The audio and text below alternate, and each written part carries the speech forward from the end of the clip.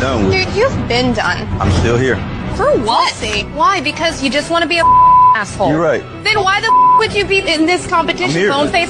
Why do you look 50 and you're 24? What? What did you say?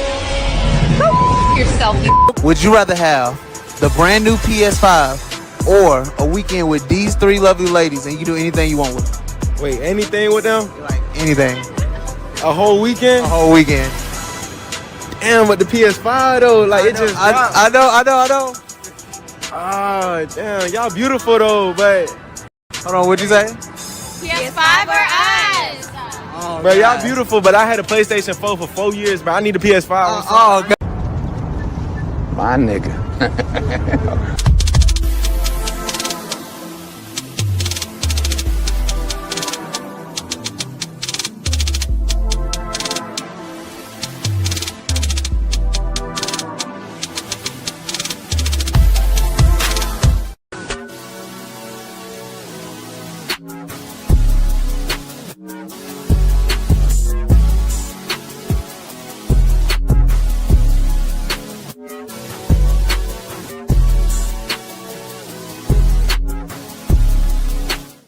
Y'all, so this dude came in my DM yesterday. He was like, "You're pretty, I'm trying to get to know you." He literally sent me $1,000 just to get to know me. And y'all literally sit here and think I'm gonna get to know y'all for free when somebody just paid me $1K for him to get to know me? Be so for real. Stop the cap. Stop the cap right now. Would you feel comfortable if your father was watching your OnlyFans and subscribing to it? Probably not, no. You would not feel comfortable, and I'll tell you why. That's because in your heart of hearts, in your soul, if you still got one, you know it's wrong. That's your work. In my work, if my mother consumed my work, I'd be thankful and pleased that she took an interest in my work and supported my work. If she bought my products, I'd be thankful. If your mother or father bought your products, you'd be disgusted and ashamed because you know what you're doing is wrong and the product of what you're doing is bad. Gotcha. Gotcha. I got a question for you. Do you have car insurance? 100%. No reason. All right. Do you have homeowners insurance? 100%. Do you have life insurance? 100%. Do you have medical insurance? 100%. Did you get tired of your insurance agent talking about the possibilities of you losing your life and being rewarded? hold on for a second. I know, but don't be a but person. Here's the deal. Here's the deal. You have insurances. Although it's a very uncomfortable situation, and life insurance people who sell it tend to be scumbags. They tend to be looked at as scumbags, like, I don't want to have this conversation about me dying, but you surely will die. So you better have the conversation. The reality is, yes, it's a very tough conversation. I have to spend a lot of time talking about it. It's very difficult. However, there needs to be some insurance, and there's no insurance, and so we must talk about it. He ain't lying. That all up in me at one time. Don't try to make me take all that dick at one time. Slow and easy. He said, "Don't worry. I wouldn't do that to you. I would not rush all this dick up in you at one time. I'm going to take it easy on you." She said, "Okay, I think I can take it." So he laid down. The nigga rushed all that dick up in her. Jammed it into there. Jammed and round. Like Jam City. All kind of dick up in that girl at one time. Dang. And took her breath some more. A win is a win. A win is a win. I don't care what y'all say. A win is a win. Thanks for all your help. Bye-bye, Tanja. Bye-bye.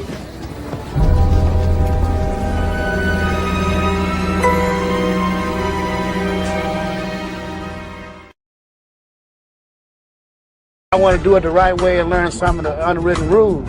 That's why I was talking about the seminar, so that we can get players to come down there and bring their grievance, their problem, how to catch a hooker, what you do to be a boss player, what do I say to my wife when I decided that I wanted to be a true player and walk out on the family. We need a seminar so we can teach these guys to give them the right understanding so they'll know.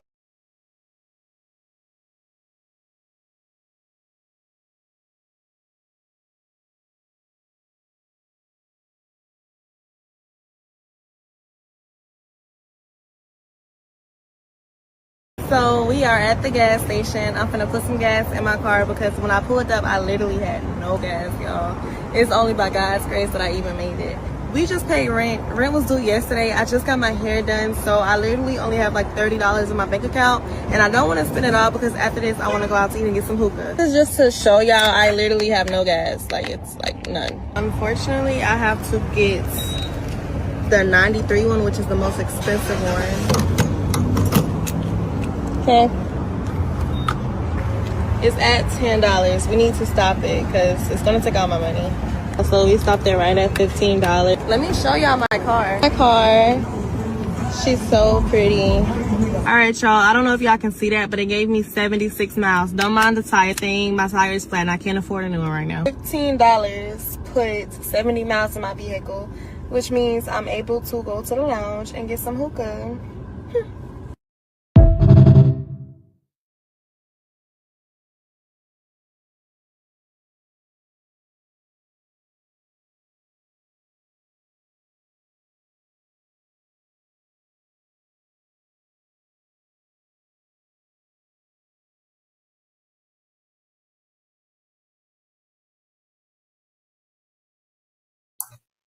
Yo, what's up, y'all? It's Cali West. Thank you for tuning in to another episode. Please like, share, and subscribe to my channel if you're feeling this shit.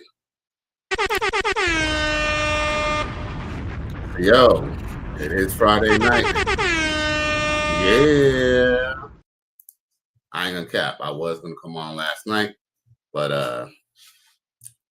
it didn't happen. But I'm glad to be here with y'all tonight, though. Okay. Give some love to the chat. Excel Pro says we'll do it live. We'll do it live. I'll write it and I'll do it live. So, yes, sir. He also says like, share, subscribe, Cash App, $ Cali West, and follow on X, formerly known as Twitter. Yeah. Supreme B comes through early tonight. He says, Church Tabernacle. You already know. That's why we got to have that seminar. I want to do it the right way and learn some of the unwritten rules. That's why I was talking about the seminar, so that we can get players to come down there and bring their grievance, their problem, how to catch a hooker, what you do to be a boss player, what do I say to my wife when I decided that I wanted to be a true player and walk out on the family. We need a seminar so we can teach these guys to give them the right understanding so they'll know, man. Shout out to Bishop Don Magic Wand. He ain't lying. Now, yeah. All right, so let's get into it. You feel me? Not many viewers right now, but it's all good. I know people will, eventually creep in when they feel like it. That's how it is. It is Friday. Ain't shit. I mean, there might be a few things that people could do. So, hey, I get it. You know what I'm saying? Shit. Shout out to the replay gang. You feel me? So, y'all might have to come and save your boy Cali. But make sure to hit up that Cash App, $ Cali West 1. You feel me? Let's not make the red pill space the broker space. You feel me? You know what I'm saying? Let's rob above that. Because let's keep it 100. You know what I'm saying? One thing I learned about red pill space is that men don't like to help men. And guess what? In actuality, I guess no one has to do anything, you feel me? But they'll be quick to go help a female who's essentially just saying the same talking points, And the truth is, these women don't even believe their talking points. They're just saying it because it's easily digestible to men who want women to understand where they're coming from. So they just buy it. But like, for example, I forgot what that lady's name, Tyrese's baby mama. Tyrese's baby mama. She has a massive following. A lot of people donating to her. Mind you, she teaches red pill points to avoid while being in a relationship while scraping the shit out of Tyrese in child support court. He ain't lying. Mm-hmm. Yeah. Emotional damage. My boy Sky Daddy 444 comes through, says Cali West, been grinding out of town. Been missing you live, big dog. All glory to the Most High. Salute. I heard you on Yeah, matter of fact, I think I know you make your little money. Not even your little money moves. I already been making the money moves. So salute to you, man. I'm actually working on a couple things myself. In the background, I will be coming on, as much as possible. So, I'm not doing anything out of town or anything like that, but I will be in town, making a few moves, making another transition. I keep on telling y'all that your boy Cali is going to make sure he doubles his income, you know what I'm saying, for 2026, because it's boss up season. Shout out to Coach Greg Adams, shout out to the free agent lifestyle. At this point, I'm on a goal to make more money. Even if I got to take a couple steps back to make a few steps forward, so be it. I'm sick of, dealing with the same old, wake up every day, go to your job, they don't really appreciate you and all that bullshit. And, not telling y'all that y'all shouldn't work because the job, everyone needs to have money. But the flip side is the job is a tool. It's not, your job is never going to get you to the point that, oh, well, you know what? Oh, I can just kick back and relax and never have to worry. And I know that, and I see the writings on the wall. Most people haven't worked at a job, at their same job, Most people haven't had jobs that they worked at for like 15, 20 years in a long ass time. And guess what? The world is changing, so it is what it is. It's got to adapt. And that's what I'm doing. At this point, I just kind of feel that, hey, I'm either going to get rich or die trying. You feel me? But I'm definitely not gonna die on my knees begging for crumbs. That's for sure. Scott Daddy 4444 says salute to everyone in the chat. Been in Indiana working with the crew. Brand, Big Dog, Let's Cook. Facts. Hey, major facts. And thanks for the $5 super chat, bro. My nigga. Your boy need that. You know what I'm saying? Like need that. Shit, it's like bringing air to 4 flats on the Cadillac. So I appreciate you. You feel me? J Flow comes through, says salute to Cali West, XO Pro, Sky Daddy 444, and the chat. Go get it, Cali. Yes, sir. Hey man, at this point, I just kind of feel like there's only one life to live. You might as well just do it now. You know what I'm saying? Your boy Cali. You know what I'm saying? No girlfriend, no kids, you feel me? Or none of the kids that I know of. So with that being said, I'm just gonna just go ahead and just monopolize on that, you know what I'm saying, for the next year or two. You know what I'm saying? But y'all gonna see some different changes in the next couple months to come. I'll say the next 2 months, couple months to come, you're gonna notice not only difference between your boy Cali West, you're also gonna notice a lot of changes on the show as well. But yo, best believe your boy will still be coming on Mondays, Wednesdays, and Fridays, and even Sundays, no doubt. But yeah, man, and it was crazy because, I've been like, you know what? I don't believe in, I don't know if I've told y'all this before, but this is something that anyone who's close to me knows that I say before.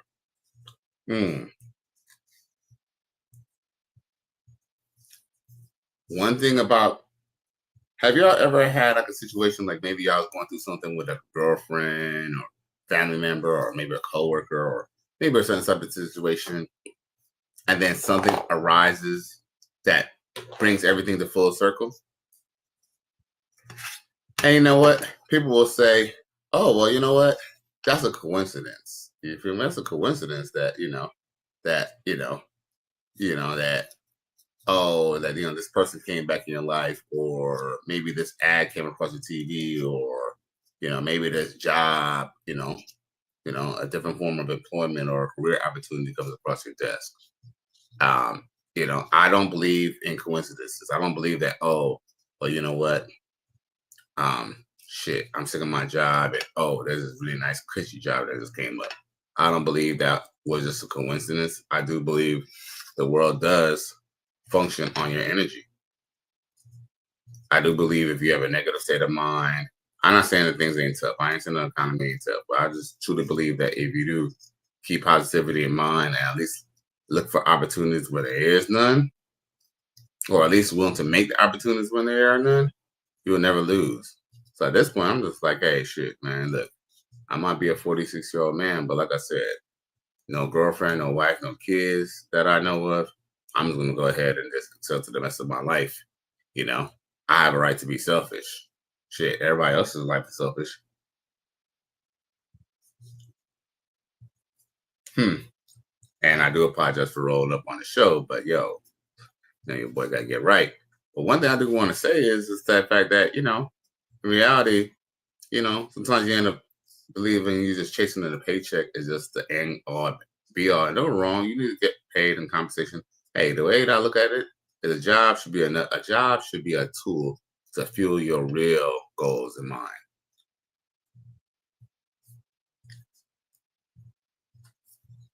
Yeah, we just topping it up. It's been 15 minutes. We ain't even got to the main topic yet. Now, Sky Daddy 444 says, oh, I think I read that already. XO Pro says, salute to the chat. All right, y'all. So now that your boy rolled up and whatever, y'all ready to ride rough? Y'all ready to get it in? You dig? Y'all ready to talk this shit? All right, y'all. Let's talk this shit. Let's get it on. I'm ready like Fred. My nigga. All right. So let's talk about the main thing in mind, too, that probably a lot of people want to discuss. A lot of things that a lot of people, I think, want to discuss. And it's your boy, ex-Celtic, Paul Pierce. Y'all know, if y'all know, or if y'all don't, well, I'm going to let y'all know now. Paul Pierce was arrested for a DUI. Yes, Paul Pierce. Mr. Red Pill now is caught a DUI. He ain't lying. Now, yeah, we're gonna talk about it. Let's talk about it. As a matter of fact, just for reference, let me show you the article that I'm discussing, and then I'm gonna put, you know, we're gonna talk about it in the typical Cali West fashion. Now, it says after arrest, Paul Pierce says, okay, Paul Pierce says he was just old and tired, not drunk.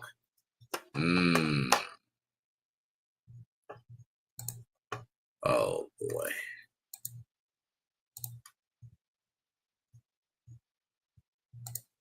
You don't find that suspicious? You don't find that suspicious? You don't find that suspicious? You don't. This is a sick Negro. Now, J Flo says, "Come on, Paul." Well, look, let's read the article. Let's before we convict him. Let's read the article. It says Pierce was arrested after he was found asleep behind the wheel of an SUV on Tuesday. Now, before I go any further, y'all, okay, if I'm not mistaken, and y'all correct me if I'm wrong, isn't Paul Pierce living in California? Doesn't he live in California? Oh, my God. Right. Here we go. Look, I'm going to read it for y'all. Boston Celtics legend Paul Pierce was arrested in Los Angeles. Yo, boy. I know your boy Cali's from L.A. I'm going to say this right now. L.A. is probably the worst place that you want to go get a DUI or even want to even get pulled over for, bruh. They will trump up your charges. You just don't ask me how I know. They will trump up your charges. He might have not even passed the field sobriety test. But just the fact that he appeared a certain way, it still took his ass in. And I don't know if y'all know this too, but do y'all know that you technically could, not really DUI, but if you're asleep or tired, you technically could get a charge for, you know, I think it's sleeping while driving or something like that. That's actually an offense as well. Do y'all know that?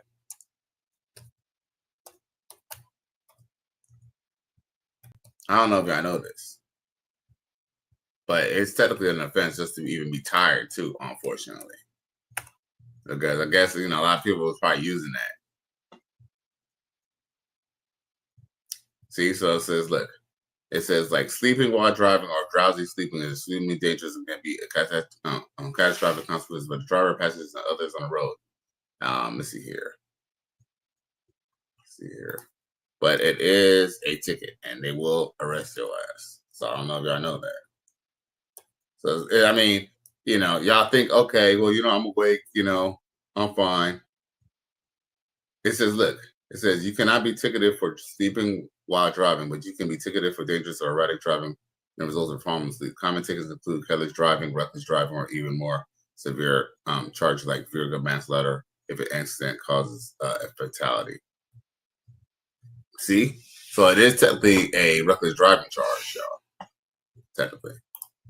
So while my point is that, I ain't trying to say that he's a drunk or anything like, or an alcohol abuser, but I do want to kind of point out that, unfortunately, ignorance of the law is not a pass on the law. So yeah, so he might have just literally been tired. Look, I can honestly say that, there have been times where I have worked a shift, right? And I was just so tired that I just had to pull over somewhere and just take a nap. I remember one time I went to West Palm Beach. If any of y'all live in Miami or familiar with Miami, I know West Palm Beach is not the closest place in the world. And I remember I went to some party, right? And I ain't gonna lie, I had a little bit of drink. Did I have a lot to drink? No. But I had a little bit of drink. I wouldn't say I was drunk or toasty or anything like that, but if you add alcohol to anything, whether it's just one drink, even if you're not even tipsy, that's just gonna add to the fact that you're tired. So mind you, I was driving home, and I ain't gonna lie, man. I pulled into some spot. I came from some little club event, and I don't know where I stopped. But I stopped somewhere in Broward County, and I remember pulling up to some club, and I ain't gonna lie, the club looked lit.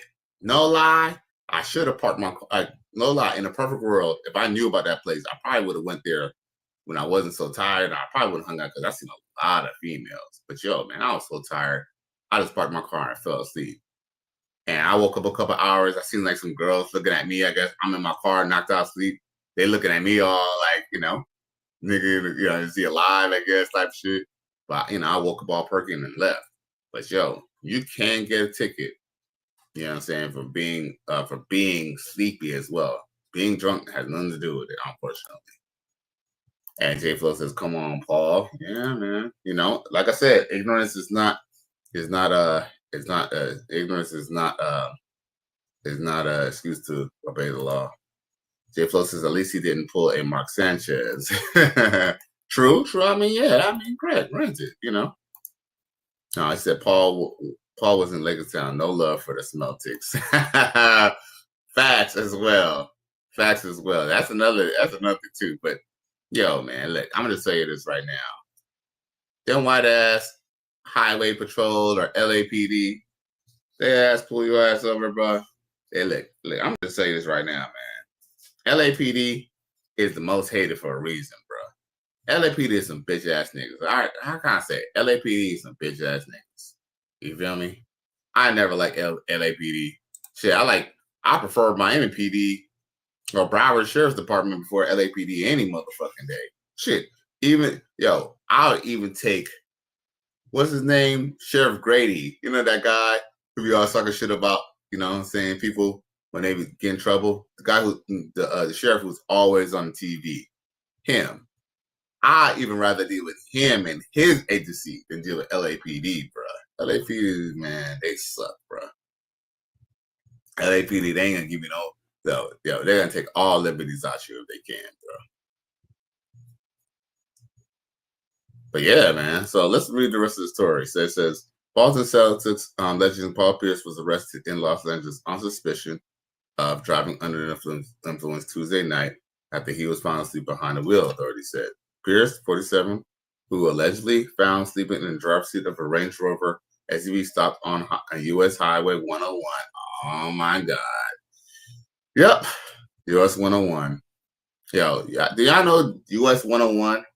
Do y'all know the 101 freeway is the most dangerous freeway in the country? There are more accidents on the 101 freeway than I think any other highway on the state. Matter of fact, I even got in a bad accident on US 101. Wasn't my fault, but someone crashed and then they ended up crashing into me. It was like a 3-car accident. A car collided with another car, and that other car that hit the other car collided into me. But trust me, the US 101 freeway is the most dangerous street in America, or the most dangerous freeway. And it's crazy. It's not even a big freeway. It's actually it is a big freeway. Listen to this.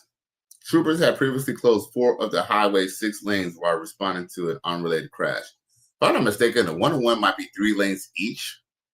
So I get it. They might have had to close because it probably conflicted with both lanes of the freeway.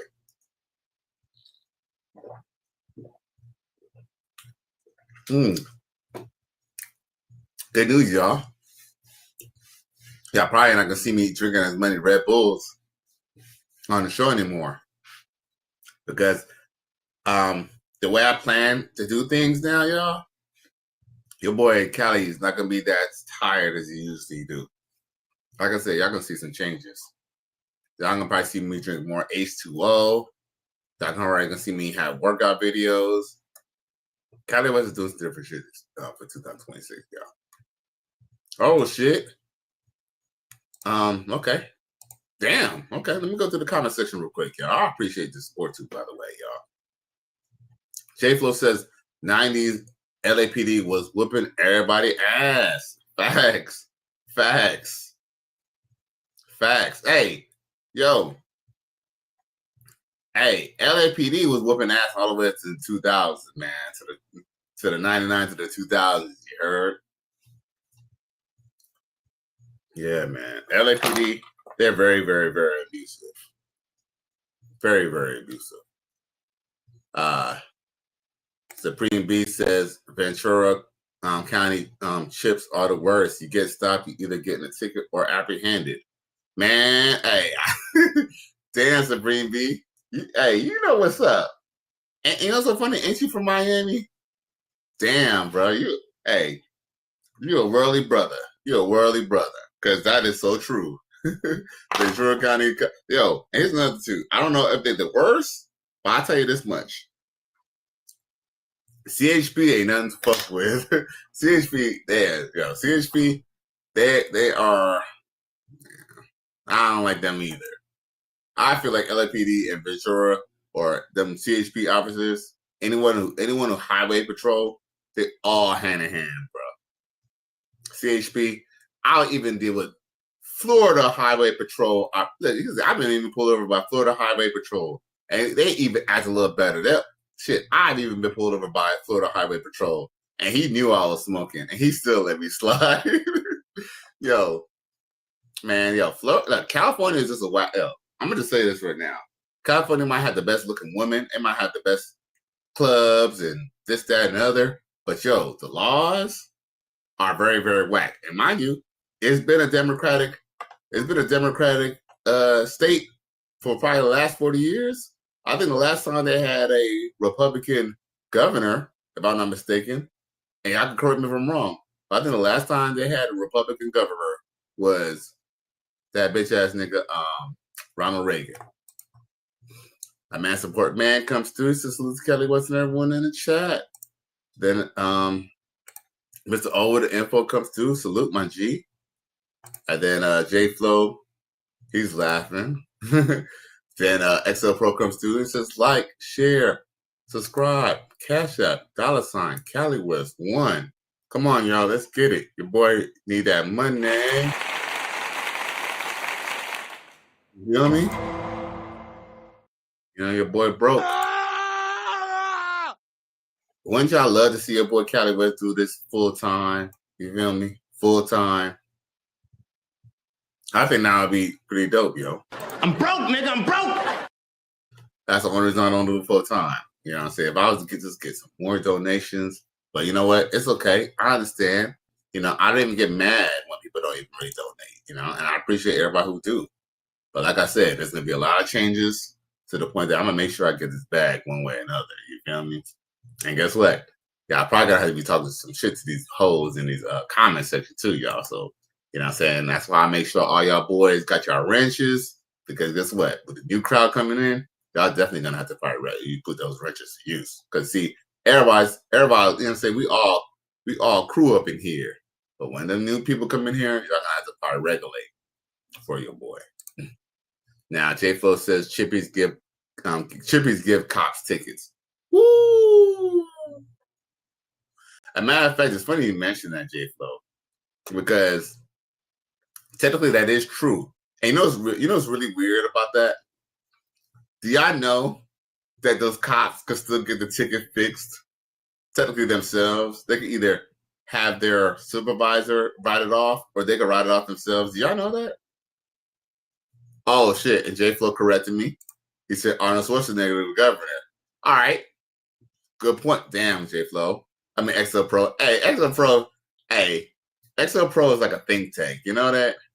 It don't matter whether he lives in Alabama or not. This motherfucker, hey, XL Pro is a think tank.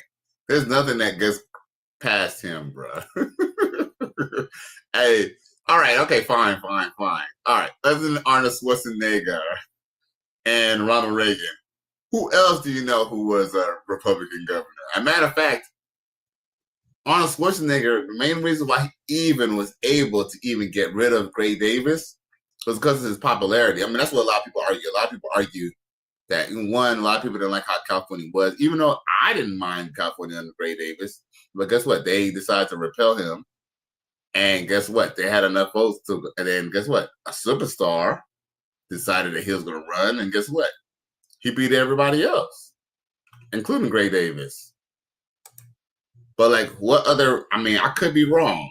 But as long as I remember, bro, as long as I've been in Los Angeles, I've been in Los Angeles since I've been, what 5 or 6, or 5, or 4 or 5. And I'll tell you this much.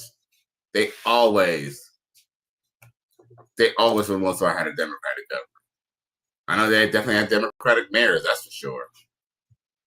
And guess what? California has gone to shit under the Democrats. You would think that you would think California went to shit when Arnold Schwarzenegger was the governor. No, as a matter of fact, Arnold Schwarzenegger actually did a pretty decent job. I hate to say this, even though I was hating on him because he was a Republican. He actually did a pretty decent job. California sucks as shit now. And J Flo says XO Pro is always on point. He sure is. Hey, that's why he the co-host with the most, bro. This one, look, nothing passes that man. Nothing. I say nothing, I mean feet. Nothing, dog. For real. He ain't lying. Sheesh. My nigga. Yeah, so, all right. Okay, so enough hating on the punk ass LAPD and the damn CHP officers. Let's see here. What else? Oh, yeah, so let's back to Paul Pierce. So listen to this. So mind you, troopers had had previously closed 4 other 6 lanes while responding to an unrelated crash at 10:40 p.m. CHP said they purportedly noticed Pierce's SUV stopped in the road of the south crash upon reopening the lanes about an hour later. Damn.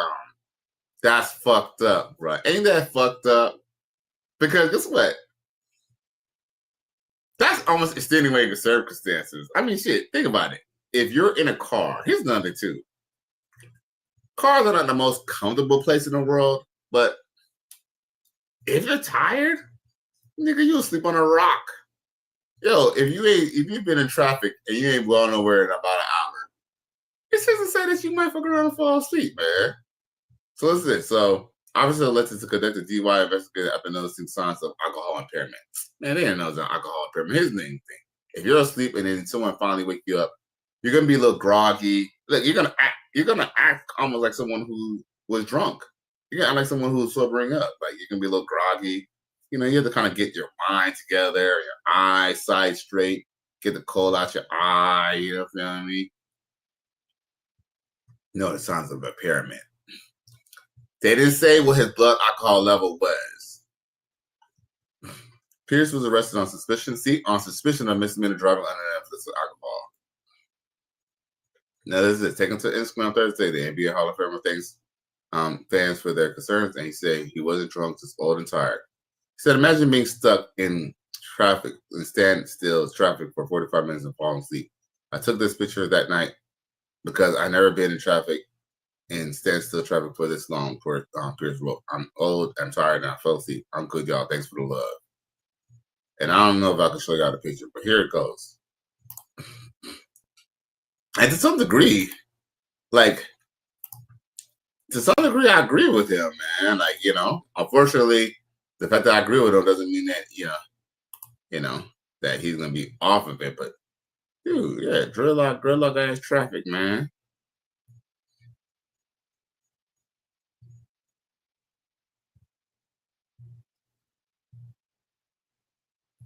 Look at the comment section. Someone said they said you drunk, Unc. There's also somebody who got to be funny. Unc, you got to take your vitamins. It says, can't believe they took you in. I felt you on this old and tired. I fell asleep in meetings after 5 minutes. And then it says, the truth telling the truth. He said, I fell asleep 5 minutes. Okay. It says, and I quote, now I hope y'all don't mind. I just read this for y'all. It said, man, I've done this before. Living in LA with all this traffic, you're going to fall asleep once or twice. Say, I hate traffic, especially standstill. As soon as I have those C's or red lights, I immediately get off the freeway. I mean, you try to as best as possible. He says, hire your driver, fam. Get a professional driver, truth. Uncle's pride. He says, so did you drink or no? You didn't deny it. 45 minutes. I had a semi truck over on the 5, and we were there for almost 5 hours, hungover on a scorching hot August afternoon. 45 minutes is badly, but that's daily occurrence around here. They said, yeah, man. Yeah, people are clowning. People are clowning, but whatever. The truth is, you know, he's probably more embarrassed than he was drunk. You feel me? But unfortunately, when you're black, they always gonna try to bring you over. Like, dude, like, officer, you had the fucking freeway closed up for an hour. Do you not some people expect some people to just be asleep? Okay, all right, you see I'm all right, but because he was black, they're gonna wanna, you know, they're gonna wanna, you know what I'm saying, they're gonna wanna put him through the ringer. Shit. What's his name? Mel Gibson had to blow. He had to blow at least a 0.6. He had to blow a what? He had to blow. He had to blow at least over 0.16. Yeah, Mel Gibson had to blow 0.16 for their ass to take his ass to jail. And I think in California, I need to do. I think what 0.008 is it 0.08 sobriety? Let's see here.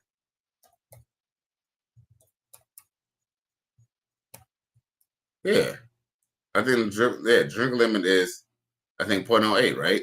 Yeah, 0.08 is illegal. Is drink limit refers to the standard blood alcohol content in the United States. See, here's the thing too. I'm gonna just tell y'all this now. So ask me how I know. But here's the thing: your ass could not even blow a 0.08. And they'll still try to take you in for a DUI. I'm not saying that y'all can't beat it. You know what I'm saying? Because guess what? You could definitely be, if you have a good enough lawyer, you could beat it. But what's messed up is, here's the thing. The police, here's the thing. The system is, and this is what a lawyer told me. The system was aimed to fuck you over. The system was never built for you to seek justice. The system was made to basically to take advantage of you. Whether it was to take your paycheck, take your freedom, or maybe take a combination of them both. But the system was made. Look, dude. Here's the thing. Coach Greg Adams likes to say that a lot of these government jobs are like welfare, like for example, social worker or working in like the court office. He calls those jobs. He says that those jobs are essentially just welfare jobs. They're like one step from close to welfare, right? And guess what? I would say that the police are almost kind of welfare as well. Even though the truth is we do need police, because guess what? If we didn't have police at all, people will run amok. Yo, you live in a middle class neighborhood, you'll have poor people come into your neighborhood and ransack and fuck the shit up. Let's just be real. But to some degree, police looking for people to give tickets to, that's literally welfare. Because guess what? Eventually, those cops, when they have a quota, they're gonna do anything to get the quota. Guess what? Here's the thing. Sometimes the police know that you're probably gonna get off for a fake or bullshit DUI. But guess what? They were able to tow your car, right? Which cost you money and made the government money. You had to go pay to go to the court.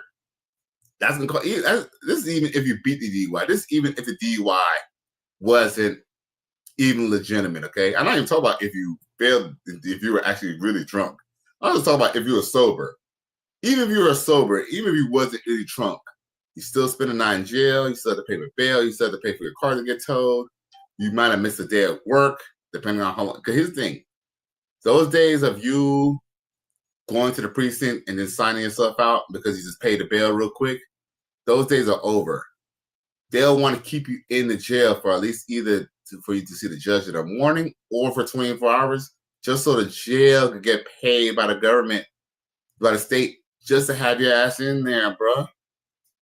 And yo, I gotta give a shout out to my boy, P. Francis. He comes through with the $20 super chat. He says, for just joining this show, it says replay gang.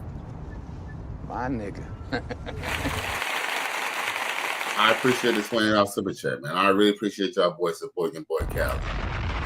Because your boy Cali, he really need that help. You feel me? The boy Cali really needs that help, boy. I'm broke, nigga. I'm broke. The boy going through a transition right now. So yeah, so I really appreciate the support and the love, y'all. And I really appreciate it. So shout out to P. Francis for the $20 super chat. My nigga. Sure. Thanks for joining in, G. J-Flow says, Pete in the place to be. Replay gang. Yes, sir. For real, for real. Man, I'm telling y'all, I really enjoy talking to y'all boys, for real. Y'all always make this streaming easy. For real. 42 minutes. Oh, okay, so I guess we're 30 minutes into talk about Paul Pierce. Okay. Now, what else does he have to say? I think that's just the end of it. So for what it's worth, y'all. So yeah. So for what it's worth, y'all. The good thing is, for what it's worth, y'all. The good thing is that, I really think Paul Pierce is going to, I think he's going to beat this. I don't think it's going to be, truth be told, I think the reason why he kind of just said that he was tired is because they knew he blew they knew his asses. They knew that he blew, 0.01, 0.01 or some shit like that. He wasn't even really drunk. Unfortunately, the only reason why we probably even found out about this is because of the fact that, TMZ, like, for example, that's why celebrities got to stay from getting in trouble. Is because TMZ, like, these tabloids, not just TMZ, but tabloids, all tabloids, the first thing they do is check to see who gets arrested. The first thing they do is check the arrest report to see if they see any known names on the report. Check this out, y'all. Quick little story if y'all don't mind. At my job, right? At my employer, my punk ass. Okay, I'm gonna just tell y'all the story real quick, y'all. Y'all mind if I do a little story time real quick? Can I do a little story time real quick? Let's do a little story time real quick. It's an evil world we live in. J-Flow says Paul can fight it. Oh, see this. His lawyers are already on it. Look, he ain't even gonna fight it. His lawyer is gonna fight it. And I'm gonna just take if I was a gambling man, I'm just take the bet that he's gonna get off that DUI. He's not gonna get a DUI at all. See, just because he got arrested for DUI doesn't mean that he's gonna actually get the DUI. Like I said, that once the judge realized like you was in standstill traffic for 45 minutes, y'all didn't even move at all. Like, here's the thing, it's gonna be thrown out because here's the thing. It's not like he was asleep and there was traffic going like 80, 90 miles per hour. He was asleep after the traffic was on. So it's extenuating circumstances. They might just let us slide. We're gonna see. We're gonna see. I think nothing's gonna come out of it. J Flow says most step. I believe so too, man. Now J Flow says Sweet James on the case. Sweet James on the case. I think so. Hey, it's gonna happen. He'll be all right. I truly believe he's gonna be all right. Like, they probably didn't even take his license. I think he'll be all right. But the reason why I brought this up, y'all, is because I do believe that there's a lesson to be learned. I think there's a lesson to be learned for all of us. I truly don't believe that. They say experience is the best teacher. Even though, look, as true as that is, that doesn't mean that you can't learn from somebody else's experience. You feel me? You just learn from somebody else's experience. If you see someone drive down the road at 60, 70 miles per hour and they end up crashing down a hill, guess what? You would either A, at least have better brakes, or B, not go down the street at 60 miles per hour. Right? You at least do something to counteract what's going on, right? To learn from other people's mistakes, right? Because that's literally what I think Warrenism was. People, they'll go take a berry and taste it and they'll die. Guess what? Most people knew that if that person tasted something and he died, then maybe I shouldn't take that shit, right? So, Paul Pierce, I believe that, I believe he learned a lesson. I believe we all learned a lesson. A lot of y'all didn't even know. Some of y'all didn't even know that y'all could get a DUI for being tired. And even though it's not really necessarily a ticket itself, they could still pull you in. Because hence, if we're not mistaken, what was that dude's name? Tiger Woods. Tiger Woods didn't catch a DUI, if I'm not mistaken. Look, Tiger Woods did not get a DUI. Tiger Woods got and mind you, he was promoting for I think it was, what was it? Oldsmobile or something like that. Tiger Woods, here's he.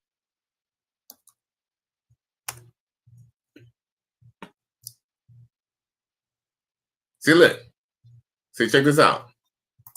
In May 2017, Tiger Woods was arrested driving under influence in Jupiter, Florida. Jupiter, Florida is West Palm Beach. After police found him asleep at the wheel of his car on the side of the road. To details of the incident, it says location and state. The car was stopped at the right lane with the engine running, its brakes, lights on, and a flat tire. Police said Woods was described as disoriented with slow and slurred speech at first and told officers he thought he was in Los Angeles. Oh my God. Field sobriety test. He failed several sobriety tests and appeared confused as shown in the police dash cam. Breathalyzer test. A breathalyzer test showed a 0.00 blood alcohol level, but a urine test detected 5 different drugs in the system, painkillers, a Vicodin, and Dilaudid, the sleep drug Ambien, the anti-anxiety drug Xanax, and THC. Oh shit! So Tiger Woods is tucking it up. Woods statement following his arrest, Bush issued a statement positive for his actions, clarifying that alcohol was not involved. He said he had honest consideration to prescribe drugs. Didn't realize the mix of drugs would affect him so strongly. Legal alcohol says Woods pleaded guilty to a lesser charge of reckless driving and agreed to enter into a first-time DUI offender diversion program.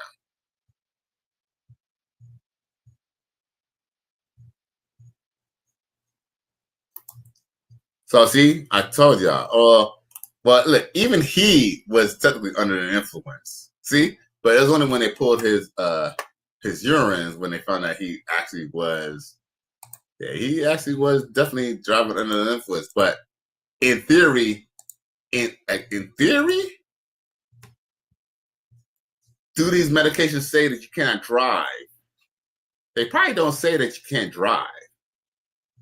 But the combination and the fact that he was probably just tired probably definitely did him over. J Flo says Beast Mode was driving his Mustang with no wheels in Vegas.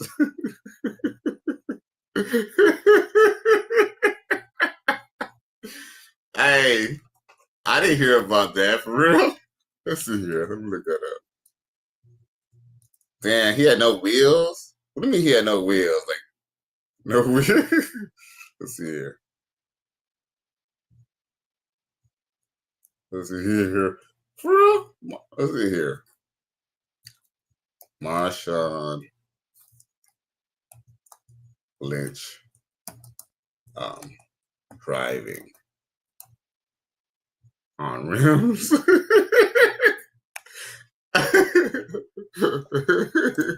Jay posted that video. Wow. All right. Hey, you know what? Yo,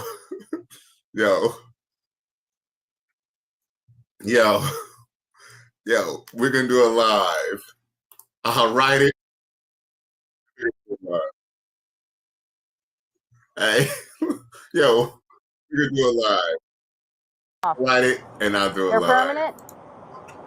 How can you afford that?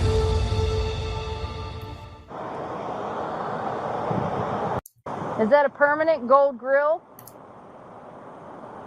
Or can you take them off? They're permanent? How can you afford that? How racist. Like, yo, why was he not being able to force a damn permanent grill? Why would he not be able to force a permanent grill? I mean, he's driving a 5.0. 5.0 is not the most expensive car, but it's by far not cheap. And he's definitely wasted. Yeah, he was definitely wasted. But did he get pulled over by some bitch cops? Control 2 Baker 13. Indents in the concrete. It looks like he drove quite some ways on the rim. Do we have any, I don't know, any calls with a vehicle matching this description?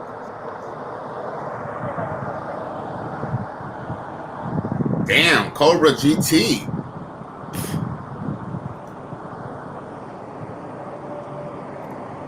Yo, I hate to interrupt, but yes, that is actually, like I say, we know Mustangs ain't the most expensive cars, but they're not cheap. But he has a Mustang Cobra. Nigga, that's about a $80,000 to $100,000 car.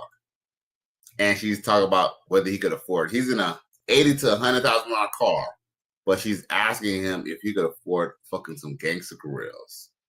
Get the fuck out of here.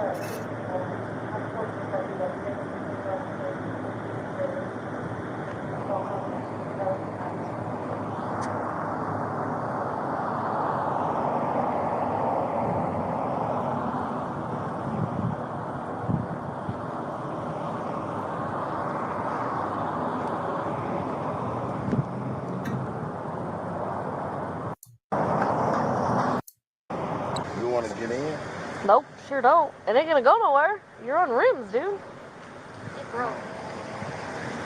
This car is broke. You know where you're coming from? Where were you coming from? Home. Where's home? You know the address?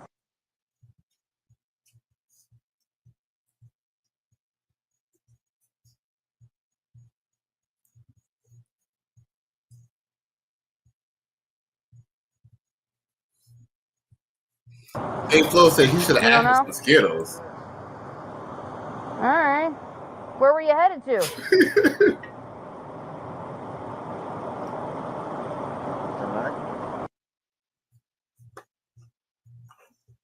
You were headed home? Yeah? Where'd you stop in between? Right here.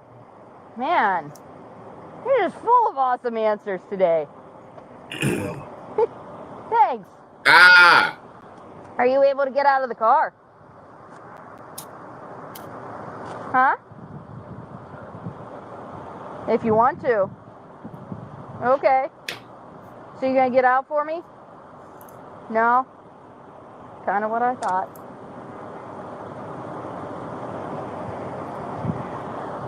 You still making moves over there.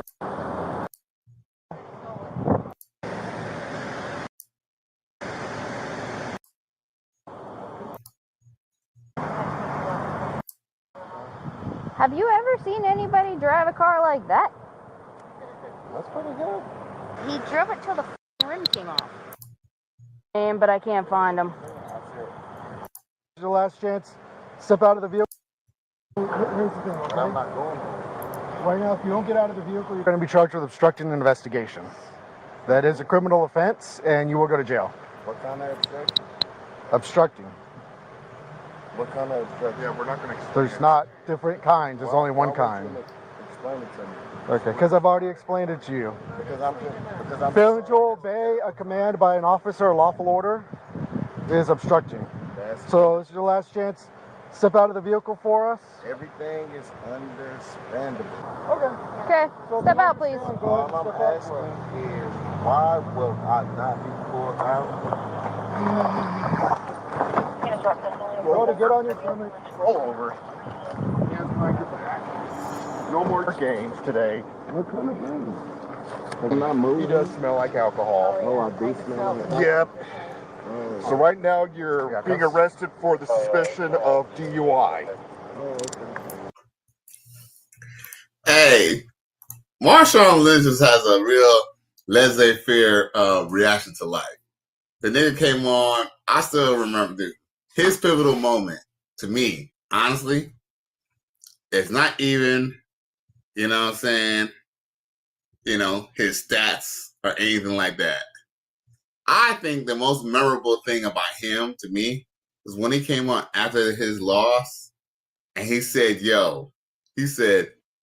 I just came so I wouldn't get fired, bro. That right there, that for me solidified him to be in my memory, bro. My nigga.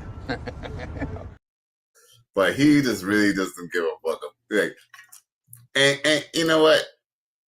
And you can't even be mad at him. I mean, I'm mad that he was dog ass drunk, but he probably acts the same when he's drunk as he does sober. That's probably what's actually pretty funny. J Flo says Raiders 2017, 2018, right? Raiders. Really him. Really him. You're a victim. There we go, CSI. That was a little funny. That was actually funny. And man, you know what? I probably heard about that shit, but I don't remember that. I didn't remember this all went down. So I'm glad we discussed it. Did not know that even went down. And a lot of these celebrities be catching them DUIs. But Paul Pierce, I believe that he's the one who really wasn't drunk at all. He really wasn't drunk. You know what I'm saying? It's gonna come back that he got weed in the system, but weed ain't really shit, to be honest. Now, yeah. So yeah, let's go to. All right, so let's go down to the next topic at hand. Let's talk about this. Did y'all hear? Matter of fact, where's that? Oh man, did y'all hear about the convict Derek Grove? If y'all don't remember, Derek Groves is a guy who basically he was the last of the 10 police officers he was one out of the 10 fugitives who escaped from the Louisiana prison about a few months ago. But he finally got caught. And the way he finally got caught, y'all, is typical. Like, this dude basically essentially lost his freedom again over some pussy. Yeah, I said it. He lost his freedom over some pussy. If y'all don't know, y'all gonna know now. Y'all don't know, y'all gonna learn now. Oh yeah. Since last of 10 New Orleans escapees captured after nearly 5 months following a standoff with Atlanta police. Okay. So I'll show y'all my source. So now y'all can hear from me, from your boy Cali. Okay. So it says the last of the 10 prisoners who escaped nearly 5 months ago from a New Orleans jail has been captured at a home in Atlanta, according to the U.S. Marshals. Now, of course, it says Derrick Rose, who has been around since May 16, after breaking out of the Orleans Justice Center with 9 inmates, was captured Wednesday in Southwest Atlanta at the standoff with Atlanta Police and U.S. Marshals. Deputy U.S. Marshal Brian Ferris said,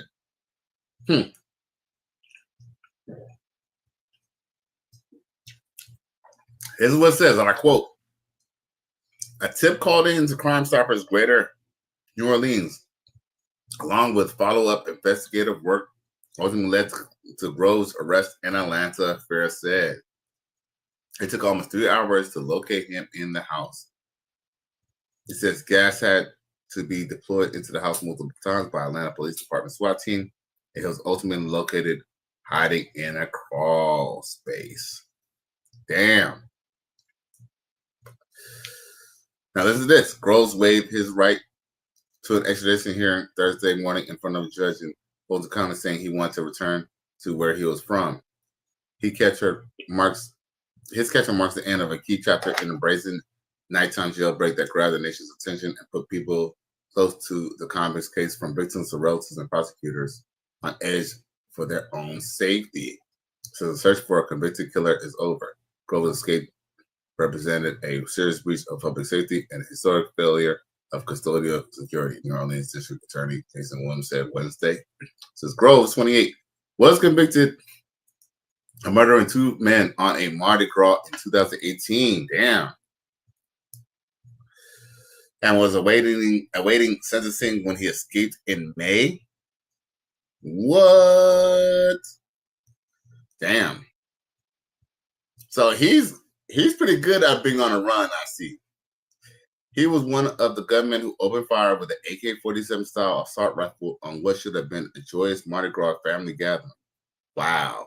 The New Orleans District Attorney's Office said at the time. Says Groves found guilty of 2 counts of second-degree murder and 2 counts of attempted second-degree murder, carrying charges of life sentences.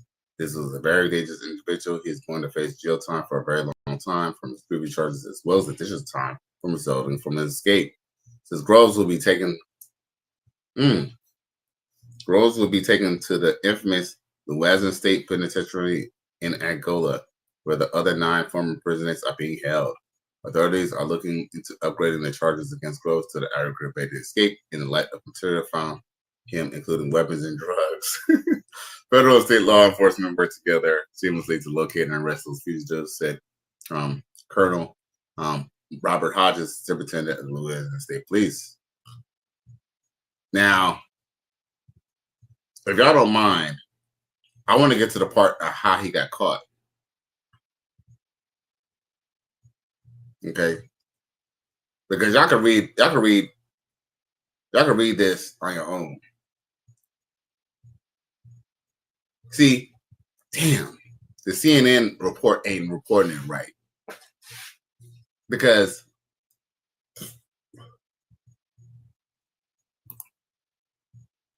here's the thing. They say a tip, but no. That's not the word on the street.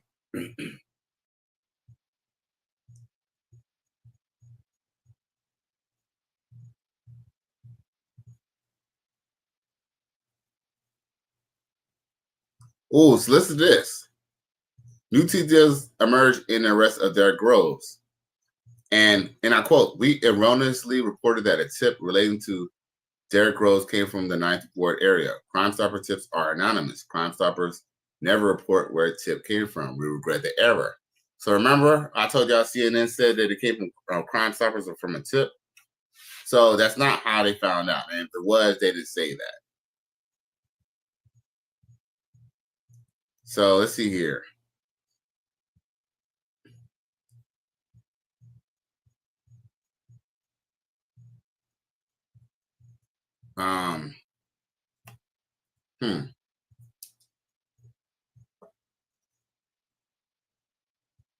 Let's see here.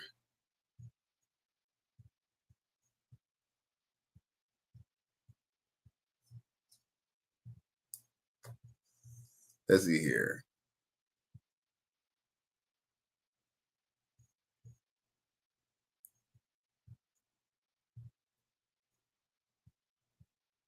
So this is this. Oh, here we go. Aha. I found it, y'all. Let me show y'all what I'm talking about. Look. Boom. Su salud va más allá de la consulta con su médico. Está afectada por mucho. Okay. Boom. I ain't talking about this newest affordable camper van. I'm talking about girlfriend of escaped murderer Derek Groves held on $2.5 million bond. Sheesh.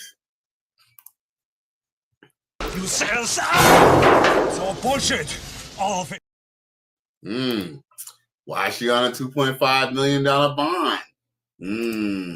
Let's find out why. And yes, J Flo, the same playbook. Now, look. Let's see here. Now, let's see. Do I have any video on this? Oh, here we go.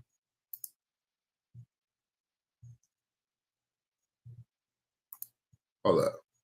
Authorities arrest Dariana Burton, Here we go. Here we go, yo. Here we go. Friend of one of the Orleans Parish jail escapees, played an intentional and active role in planning the escape. Gabby Hillett has details. Authorities arrest Dariana Burton, a former Orleans Parish Sheriff's Office deputy recruit, and Derek Groves' alleged girlfriend this morning. The evidence is leaning toward that she aided him in escaping from Orleans Parish Prison. U.S. Marshals arrest 28-year-old Dariana Burton for conspiracy to commit simple escape. She is one of 15 people now booked in connection with aiding the 10 inmates who broke out of the Orleans Justice Center May 16th. And she's the first person arrested and accused of helping escapee Derek Groves, a 4-time convicted killer, and her alleged boyfriend. Antoine Massey is also on the run. His sister and alleged romantic partner have both been booked. It's a criminal act in and of itself. It's a felony.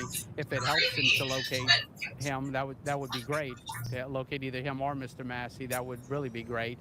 We don't know that that's going to happen. The Louisiana Attorney General's office shared court records with Fox 8 that say Groves video called Burton from inside the jail 2 days before the escape. Authorities say Burton was seen holding a second device up to the camera displaying an unknown man who joined the conversation remotely. They say that helped Groves communicate escape plans while avoiding the jail's monitored systems. Criminal defense attorney Craig Mordock says the recorded video calls could help Burton's eventual prosecution. There would not be a lot of defense to a jail recorded video call in which she is saying or taking steps to assist in Derek Groves' escape. Authorities say Groves had a follow-up call with both people in which the unknown man called the escape a bad move. By that point, detectives believe Burton was already working to help coordinate the jailbreak. Police called her role intentional and active. Mordock says booking her with conspiracy as opposed to an accessory charge is telling. The conspiracy charge means that there are two people involved in a crime. There was an agreement and an act in furtherance of the crime. Court records also show a woman claims she video called Burton on the day of the escape and saw her in a car with escapee Lenton Van Buren. The woman says Burton eventually dropped Van Buren off at a home in New Orleans East. Marshals say they arrested Burton Monday on St. Peter's Street in New Orleans. And Burton was arrested before for allegedly bringing a Cheetos bag with tobacco and synthetic marijuana inside of the jail when she was a deputy recruit. At the time she worked as an officer, Groves was incarcerated. Now, Attorney General Liz Murrill released a statement about the arrest Monday, vowing to also return Groves and Massey to custody. Woo-wee!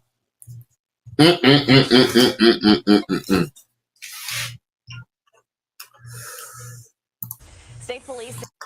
You know what's so crazy? What's so crazy is, you know what I'm saying? Whenever your ass do some shit, like buy some shit, like I've been buying a lot of automotive shit and like stuff like that, because I know I'll be working on cars, right? But yo, now they're showing me car commercials and shit that I done fucking bought, or some shit that I was supposed to buy. Ain't that shit crazy? And yes, B. Francis, learning Spanish with Cali, West Miami. Ah, shit. No tiano? ¿Por qué? Dígame. For real. Shit. Gotcha. Gotcha. He said, damn, 2.5 million? How many niggas she done deleted? For real. Emotional damage. I mean, the way I look at it is that, you know, I think the reason why her bail is so high is because they really want her to sit in jail. They really want her to, they don't want anyone to really bail her out. Because here's the thing. When someone helps, or when someone, here's the thing, aiding and abetting, you know, especially a dangerous criminal, they are going to go and make an example out of you. This is a deterrent. So no one else is going to help nobody no more. You feel me? That's what it was. And I mean, go figure too. I mean, go figure, look. It was all the telltale things. Look, everything was going to go bad. There's so many telltale signs that things was going to go bad with this situation. Like, look at the woman at hand. Look, this is a young guy. Look at this dude. This dude's about, I don't know. I think he's 28. He's a young man. This is a young guy. Do you see the chick that he's with? Look who he was with, bro. He was flown to a secure correctional facility. Pictures show Irish escapee LSP Air Baton Rouge show Groves onto a Angola. Investigators are now narrowing in on who helped. I'm trying to just go back to the part where we're showing his ugly ass girlfriend. He said, J Flo said he hit that bottom. You know what? I'll say this much. Your whole health is more than what you. He might have hit that bottom, but here's the thing, though, bro. Did he really hit that bottom? Because I kind of feel like, I mean, I guess he could have hit the bottom and had her jealous, or maybe he wasn't really hitting the bottom. Maybe, you know what I'm saying? Maybe she was just what he wanted in a dude, you know, dangerous. Here's the thing. Yo, the idea behind a man is probably even better than the actual man himself. Do y'all know that? The idea of the man is probably better than the man himself, bro. Here's the thing. The fact that she feel like, you know, because think about it. Yo, we all know, let's just be real, y'all. We all know that there's a perk behind her dealing with a pookie.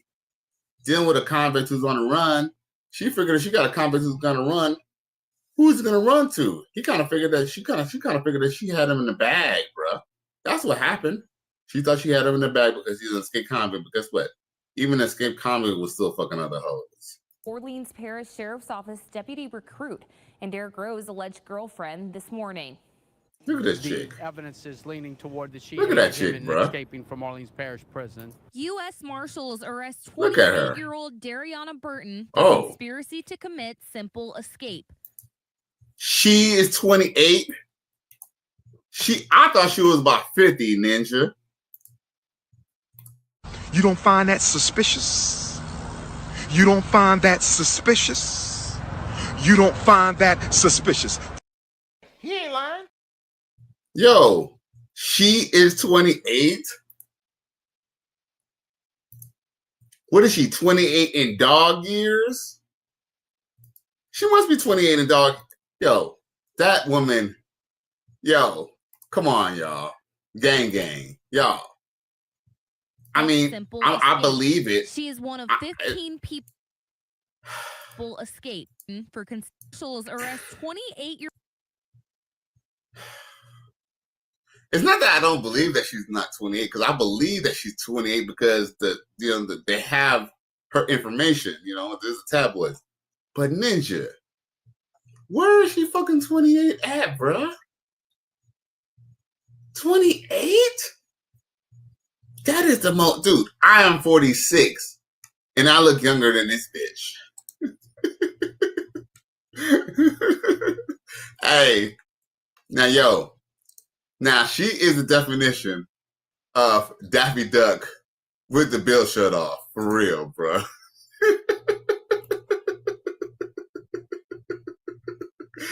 Bruh.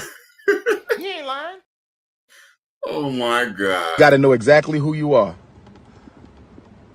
Lord have mercy. We must stay focused, brothers. We must stay focused. Oh my God. Whew. Okay, so Pete Francis says, plus she worked for the sheriff's department. Yeah, she was one of their own, so guess what? They're going to let her get it. I mean, yeah, because think about it. They had to put faith back into the community to know that they could depend on the police. You know what I'm saying? If we know that people are like this, working like that, this is going to remove faith, from the community, from the police department. So guess what? They do have to set an example. They definitely got to set an example, Pete Francis. Facts. Says she is busted and was not getting any law-abiding man. Hey, facts. Gotcha. Gotcha. Facts. Hey, because, look, the guy is tall. He a little bit on the light-skinned side. You feel me? He dangerous. Bruh, he tatted up. You know what I'm saying? He's exactly what hoes wanted. And guess what? The only way she was going to go get a dude like this is that she probably helped his ass escape or helped cover him. And that is, and look, and J. Flo says the perfect cover. Hell fucking yeah, because guess what? When she went to the police department, when she went to her job, that was when she probably found her the scoop and everything. She probably even seen when they even had leads on him, and probably made his ass move around. Shit. Trust me. They probably know some more. And here's another too. She's the one who turned herself in. She's the one who brought herself in trouble. It's her. It's gonna come out that she's the one who basically confessed. Because guess what? He was living in that community for a little minute, and no one told on him. Word on the street is that, and that's what neighbors say, and y'all can look it up. Neighbors say that he got arrested after, there's an argument between him and his girlfriend, and they said like maybe a few hours later, that's when the police came. A few hours later is when the police came. Pete Francis, she look like she's 50. She definitely look like she's 50, bro. I'm almost 50, and I don't even look as old as she does, bro. J. Flo says, where is the self-respect, man? Well, he's a convicted murderer. There is none. Pete Francis says, that's a hard life in Louisiana for me, ham woman. From me, ham woman. No wonder she's dealing with inmates. Man, you know what? You know what? I say this much though, Pete Francis. Let's unpack that for a second. Look, as weird as she look, I know we was clowning, and I know we had a lot to say about her, and we had a lot of jokey jokes and stuff like that about her, right? But yo, I'm gonna say this right now. I know y'all ain't gonna probably feel that what I'm gonna say, but this chick right here, she could have found a dude. She could have found a dude who liked her for her.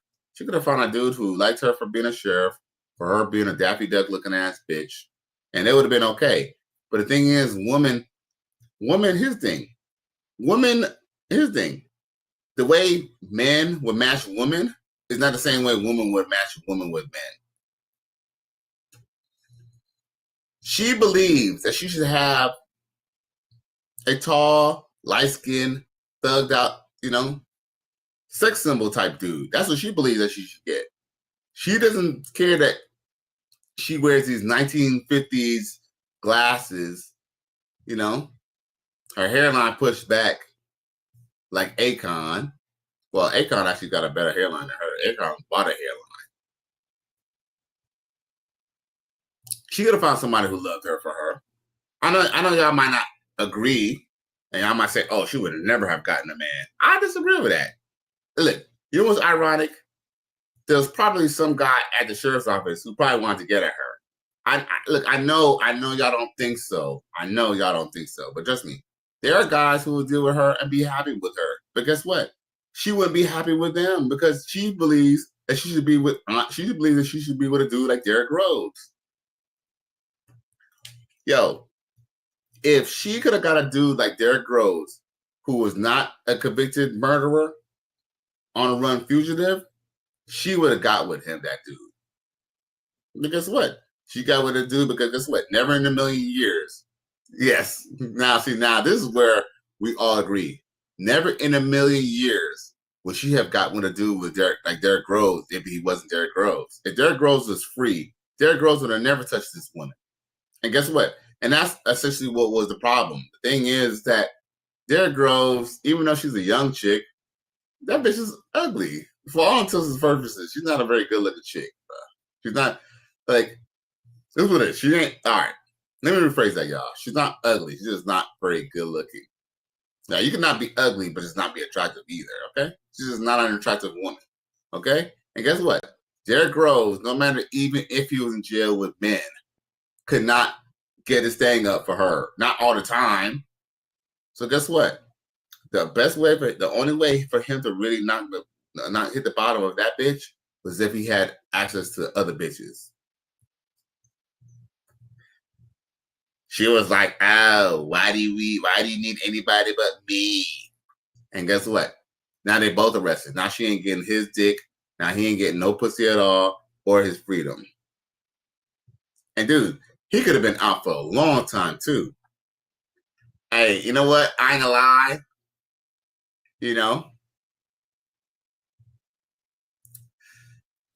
For all intents and purposes, I mean, now he's only gonna be stuck with men now. See, that's a worse situation. But in hindsight, here's the thing. Yes, sleeping with her is better than being in jail with a bunch of men. But when he's out, that's the thing. He was free, or technically on a run, right? He wasn't truly free, but he had access to other women. His biology offset the fact that his ass was going to lose his freedom. Ultimately, I don't know if I would have been in that same situation, if I would have made the same move. But yo, let's just be real. This woman was not satisfying his sexual urges, bro. At this point, he was probably like, shit, I might as well be in jail because if I got to be stuck with this bitch, just send me back to jail. If this is what I could get when I'm out of jail, just send me back to jail, bro. Just send me back, bro. Really him. You're a victim. There we go, CSI. I'll just be celibate. I just be celibate and just won't have sex anymore. I just have to just make me a fifi. You feel me? Or just abstain from sex for the rest of my life. Because that is not enough to get off, bro. Now, I ain't gonna cap. Like, at first I ain't gonna lie. At first I was kind of mad at him that he got caught. But now that I see the chick that he's with, and she's supposed to be 28, see, if she was 50, and like he went and fucked with a young chick, I would have been like, okay, maybe it was kind of dumb. But dude, she's 28 and she looked like that. Even though he's gonna be now stuck with other dudes now. I mean, he's just gonna have to be celibate in jail, bro. Now, P. Francis says, but how many CLs you gonna running through in the prisons? We'll see. But like I said, she could have found somebody on the outside, but guess what? Derrick Rose is worth her freedom. J. Full says family matters for show. Right. He says she got some big old titties though. She do got some big ass titties. I ain't gonna cap. That's like the only thing now. That's the only thing I was kind of like, like I said, to be honest, y'all, she ain't ugly, but she's just far from cute. She's just not really attractive. Like, I don't know. I might need some encouragement in the bedroom or something like that. Like, here's the thing. Yo, if I'm dealing with a chick like that, she gotta be okay with me turning on pornos. Bro, I just have to turn. Like, I'm just go ahead and turn on the Pornhub. Sorry, y'all. Turn on the flicks. Turn on the prom stuff. It's prom time. Let's show some prom stuff. For real. Some adult prom, right? Adult prom shit. Yo. That's a tough looking chick right there. That's a little tough looking. I mean, I know I probably done worse, but goddamn. I don't know, I guess, when you're in jail or when you just get out of jail, you just want what you want. He said she's far from a lot of things. Goddamn. But I almost kind of feel his pain a little bit. Year-old Dariana Burton for conspiracy to commit simple escape.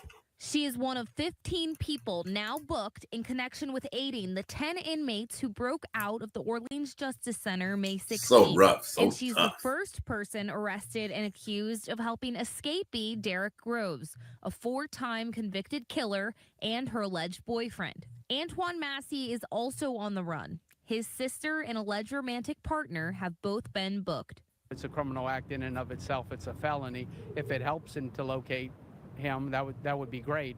To locate either him or Mr. Massey, that would really be great.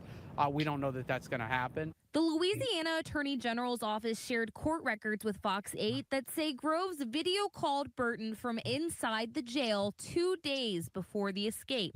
Authorities say Burton was seen holding a second device up to the camera displaying an unknown man who joined the conversation remotely. They say that helped Groves communicate escape plans while avoiding the jail's monitored systems. Criminal defense attorney Craig Mordock says the recorded video calls could help Burton's eventual prosecution. There would not be a lot of defense to a jail recorded video call in which she is. All right, hold up, y'all. I just realized something. I made a mistake, y'all. What I've been telling y'all about how he got caught because of a woman, that is technically true. That is what we're hearing, right? And y'all can look up your case yourselves. This is what I'm hearing. But the chick that we see is not the chick who he got in trouble with. No, that's not the one. That's the chick who originally got in trouble in the first place. And I actually heard about this. I didn't know that's how she looked.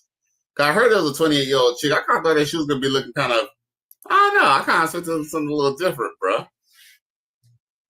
I expected something different. Shit. Now I gotta see.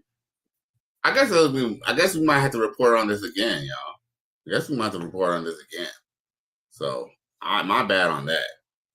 But go figure, everything else is accurate. We just don't know how he got caught. They didn't say how he got caught exactly, per se.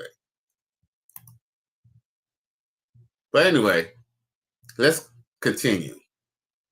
The last thing I want to talk about, damn, hour and 28 minutes in? Sheesh. J Flo says, so rough, so tough. Yeah, she was definitely tough looking. And yes, P. Francis, she's definitely far from a lot of things.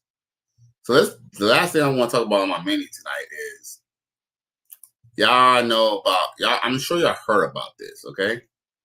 But there's a chick named Porsha Williams, and she is a real housewife of Atlanta, who was never really a housewife, but she just, was a jump off with like a bunch of celebrities. But she ended up getting, I don't know if y'all heard about this, but she ended up getting with an African guy. And I remember black women making a big deal about it because the African guy was already married, but some chick got mad. And like, I guess his current girlfriend or either his current girlfriend or his wife at the time that got divorced from him, I think she left him. And basically, I know a lot of black women was talking about how Porsha Williams was in their house and she was looking at the floors like, oh, this, like, And a lot of people, I know a lot of black women was talking about she was looking down on the floor because she was looking at how she was going to replace the floors when she gets married to this dude. And guess what? This African ninja fucks around and go get married to this broad. And guess what? 15 months later, they get a divorce. And do you know, I don't know, you know what's funny? I almost feel that they're almost now changing the law because they know that people are not staying married long enough. So now I think California State, and other states, they're getting ahead of themselves, and what they're doing is they're basically taxing the shit out of you, even though you might not even have any kids with this woman. So, long story short is, this chick, so basically, and I'll read from this story. So basically, look, this is here. So more than 3 months ago, 3 months after Real Housewives finalized her divorce from ex Simon Gamboa. Okay, so mind you, listen to this. So that's 3 months after. Do you know how much she got from this Simon Gamboa guy? I gotta tell y'all this first, because this is gonna bring context to the next subject at hand. I might even have to clip this into a separate clip for real for the replay game. But let me put up Simon Gamboa. It is important because he was recently deported, by the way. So let's see here. All right. So first and foremost, let me just tell you all this right now. Simon Gamboa's net worth is estimated to be around $40 million, although some reports cite conflicting figures. His wealth is derived from diverse businesses and investment ventures and investments. Okay. Now, okay, so we know he's worth 40 mil, right? So let's talk about the divorce. Mind you, he got deported too recently too. This. Porsha and Simon's divorce was finalized in June 2025 after Williams filed in February 2024. Fucking bitch. But legal disputes have continued. Cambodia's recent appeal against the divorce judgment was denied by Georgia judge in September 2025. Also, it was in Georgia. The initial ruling upheld their prenup, granting Williams spousal support and right to stay in their home, which Gamboa was ordered to pay up to 36 months. Gamboa was indicated he will continue to pursue legal remedies. Damn, so the prenup came to bite him in his ass. You hear that, y'all? See, it probably wouldn't have been to see his thing. When they see his thing, prenups, I believe, y'all, are good things to have. You know, we know that prenups can be thrown out, but the main reason why prenups can be thrown out is because it's usually unfair, right? But guess what? Prenups could benefit the woman if she decides to divorce you early. Because here's the thing. When a man puts in a prenup, he's under the impression that she's probably going to be with him for at least 5 to 10 years. This bitch stayed for a fucking year and 3 months, bruh. Let me just tell you what she got, bruh. Let me tell you what she got. So mind you, let me just see what she won, though. Let's see here. Let me just tell you exactly what she got. So this is Porsha received a favorable divorce settlement, including ex-husband Simon Gamboa. It says including $40,000 per month in alimony for 15 months, bruh. Payment of her legal fees, a Rolls Royce, and an option to keep their $7 million home until 2027, while Simon paid the expenses.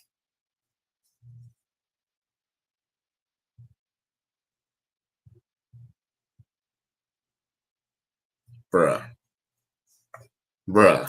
But he should have seen this from afar, but unfortunately, a lot of people who are very business savvy, they're not very woman savvy at all. It's all bullshit. All of it. And yo, another thing is too, the fact that he got deported, I don't know how the US government works it, well, how it works, but it's like if you get deported, do you have to pay any fucking thing? I don't know how that works exactly. And we're not gonna get into that, but I don't know. I don't know how that works out, because like I just kind of feel like, okay, you deport me, do I have to follow the laws of your country anymore? Like, how does that work? Like, you know, maybe he still has businesses in the country, even though he doesn't live in the country. So maybe they could always tax that, maybe.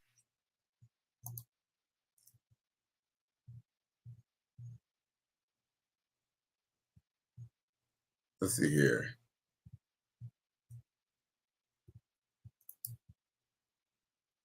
Oh, okay. Hey, do y'all want to hear a little bit of what he says? Because, you know, we all talk about the women's side. Let's talk about the man's side for a second. I regret marrying Porsha Williams. Simon Goboy breaks songs after deportation and divorce. You think? So he says, let's see here. It says, so Mr. Gamboa, the ex-husband of the Real Housewives of Atlanta star Porsha Williams on June 10, was released from Immigration Customs ICE detention and deported to Nigeria. Said the deportation came after legal battles and uncertainty about his immigration status. Days later, he lost a prenup case as a judge ruled that the reality star would receive. Yeah, I already said that already. Damn. Oh. See? Now everything kind of makes sense a little bit. See, if he would have maybe stayed legally married to this chick, he probably would have been able to fulfill his immigration status.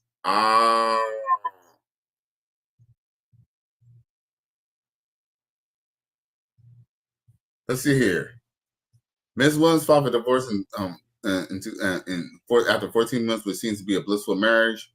She said she told people earlier this week she hired an immigration attorney. Wait a minute. Ooh. She told people that she hired an immigration attorney in January 2024 after uncovering complex issues with Cambodia's legal status, knowing that she felt the relationship was headed down a dark road. Oh, shit. Go! Get to the chopper! Said, however, Mr. Gamboa, who spoke with Phase 6, revealed his ex never gave a cogent reason for their separation. Well, Mr. Gamboa, they never do. You don't find out. Look, you won't find out until 2 years later. But Mr. Gamboa, you probably already found out. But I'm gonna tell everybody in a minute what you already know now. Because mind you, this is kind of old. But hey, so I kept asking me, why did you file to divorce me? And she wouldn't say anything. This felt like a coup. I was blindsided. Yeah, man. Emotional damage. He also claimed that he could not contact her family either. You think? She never shared her concerns or issues with me before filing a divorce. If they marry, you discuss issues and say, hey, if this does not change, if something doesn't happen, this might come of it, he said. Woo! Mr. Gamboa, who is presently holidaying in Doha, Qatar, believes that Miss Williams targeted him. All right, okay. Let's move that. I want to hear about let's see here. Okay.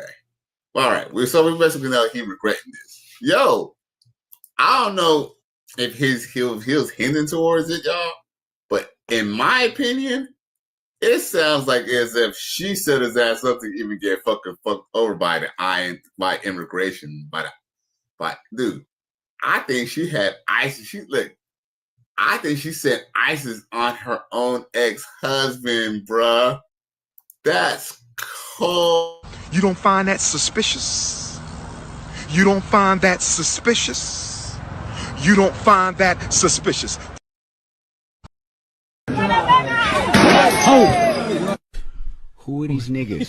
I cried laughing when I read it. You know what I'm saying? like, we need to stay away from these niggas. Ooh, she did him dirty, bruh. Yo, this is why we need to have that seminar. I want to do it the right way and learn some of the unwritten rules. That's why I was talking about the seminar, so that we can get players to come down there and bring their grievance, their problem, how to catch a hooker, what you do to be a boss player, what do I say to my wife when I decided that I wanted to be a true player and walk out on the family. We need a seminar so we can teach these guys to give them the right understanding so they'll know, man. Damn, bruh. That is some crazy shit. That's fucked up. But am I wrong, y'all? Am I just tripping, or am I just assuming things? I don't think I'm assuming a goddamn thing. Yo, she took this nigga house. Yo, it's like that Jodeci song. Take my house, take my money, take my car, take my motherfucking freedom, bruh. Goddamn, bruh. Sheesh. Got to know exactly who you are. Lord have mercy. We must stay focused, brothers. We must stay focused.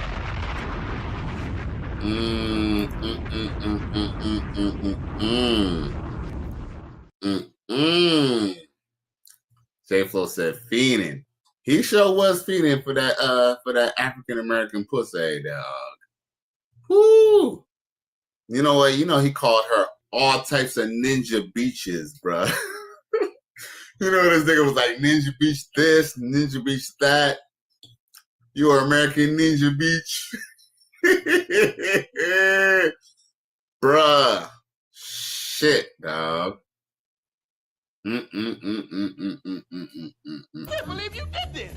I'm appalled. You ain't Paul. You a nigga that steals. Bruh. Railroaded that nigga, dog. Yo, what I'm mad about is, why am I the only one who's talking about this? Like, did anyone else realize this aspect about this case? I mean, nobody probably really care about these these Real Housewives of Atlanta hoes. But I ain't gonna cap. When I remember when Black women, because here's the thing, on my other Facebook pages, y'all, I have a lot of Black women on my pages. You know what I'm saying? Granted, the reason why some of my Facebook pages have more women than men is because I use Facebook as a dating site. I used to get at these hoes in their inbox. I don't do it anymore, but that's how we used to. Before there was DMs and Facebook dating, we would go up in them hoes' inbox and just see what's up, man. Trust me, it technically still works, technically. But dude, I remember when Black woman was fucking talking about when he was divorcing or breaking up with his other chick, and then when he got with her. I remember when we was talking about that shit. Not that I watched the show, but I remember Black women talking about it. But when I heard the divorce, oh man, bruh, these African men gonna learn marrying these American women. LOL. Right, yo, everything that Eddie Murphy said in RHOA applies to a Black American woman. My African brothers. I know some of y'all be watching me in the UK and in the Caribbean. My African brothers, them, yo, you do not, one, I wouldn't even marry these American chicks.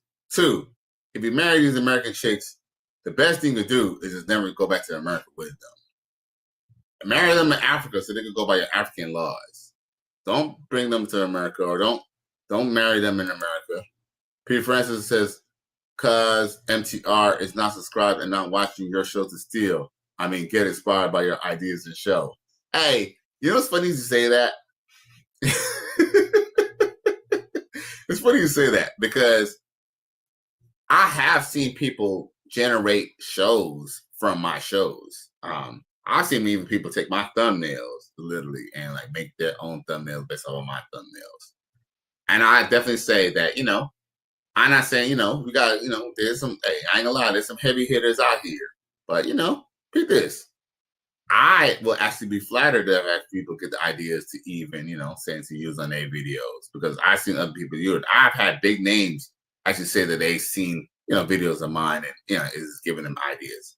Greater men than me, men who actually had, you know, greater followers and, you know, even a better philosophy, you know what I'm saying? I am a man to admit that, you know, but shit, even they say that, you know what I'm saying, I give them ideas for shows, because sometimes, you know, and, you know, sometimes I do shows that, you know, other people are talking about too, but I try to come up with original topics as much as possible. So salute to you, and salute to bringing that up. But shit, MTR might talk about it, but I might have to make a separate clip about this, because this is something that definitely needs to be addressed, man. Like, you know, black people tend to like try to support the fact that, you know, Trump is bringing down ICE and bringing, you know, ICE, into, say inner cities and stuff. But guess what? This Black American woman brought ICE.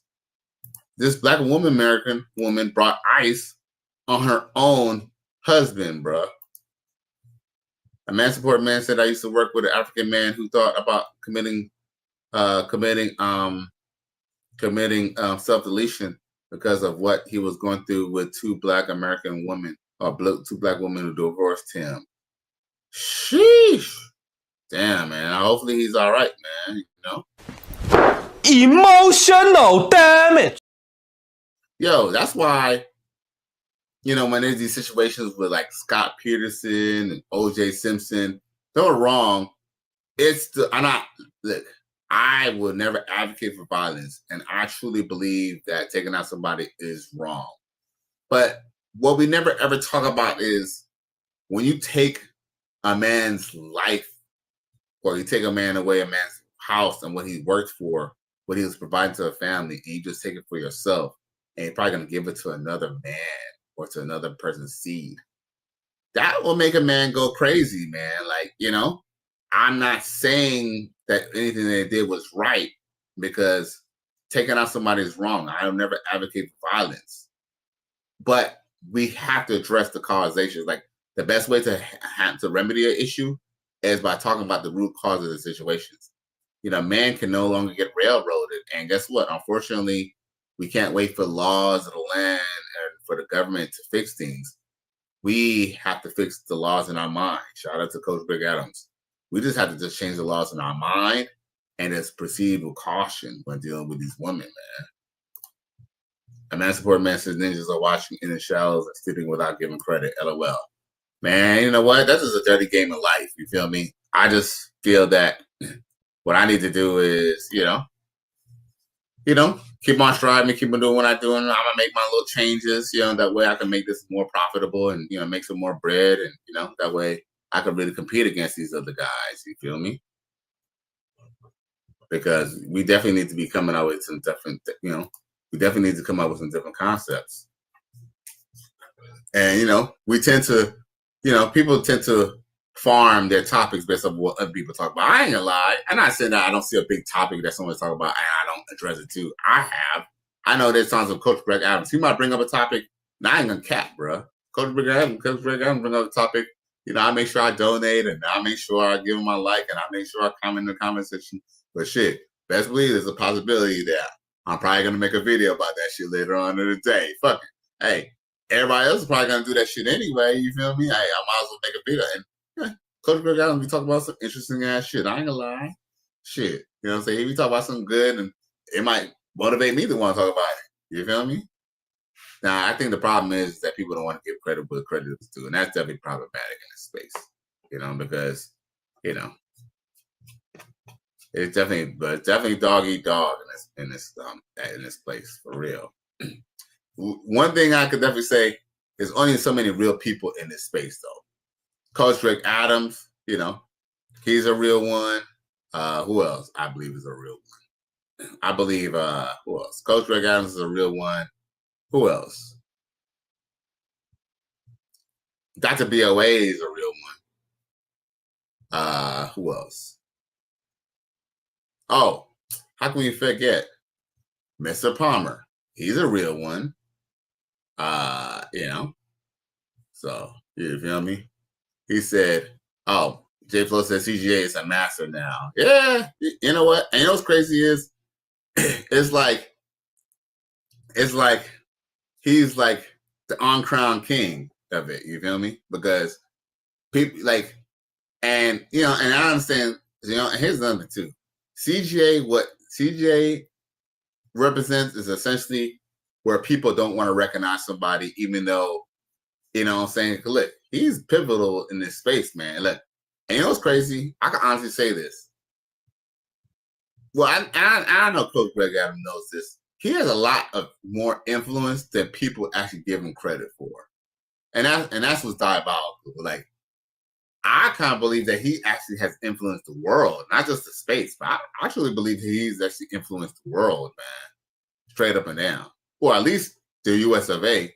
I believe he has that. Dude, I believe if I believe Coach Greg Adams is more, I believe he's bigger than Charlie Kirk. To me, if anything, they should be building roads and streets behind Coach Greg Adams. You know what I'm saying? While he's living, you know what I'm saying? While he's alive, living legend. But, you know, they'll praise people like Charlie Kirk, you feel me, before they praise Coach Greg Adams. Even though essentially Coach Greg Adams actually is more thorough than Charlie Kirk. You feel me? And yes, he does deliver arguments like a lawyer. And you know what's so funny too? Yeah, he does.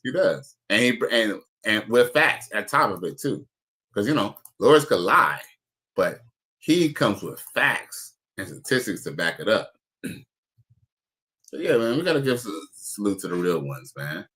But what I realized about this space is that a lot of people are fakers. I'm not saying I'm the realest ninja either or nothing. You know, I have, you know what I'm saying? I have my negatives just like everybody else. You know what I'm saying? But one thing I do believe that is my shining star, and I believe why people still view and still follow me, is because I'm a real one, you know? I mean, the least I could do is be honest. You know, I don't even have a script for my show. You feel me?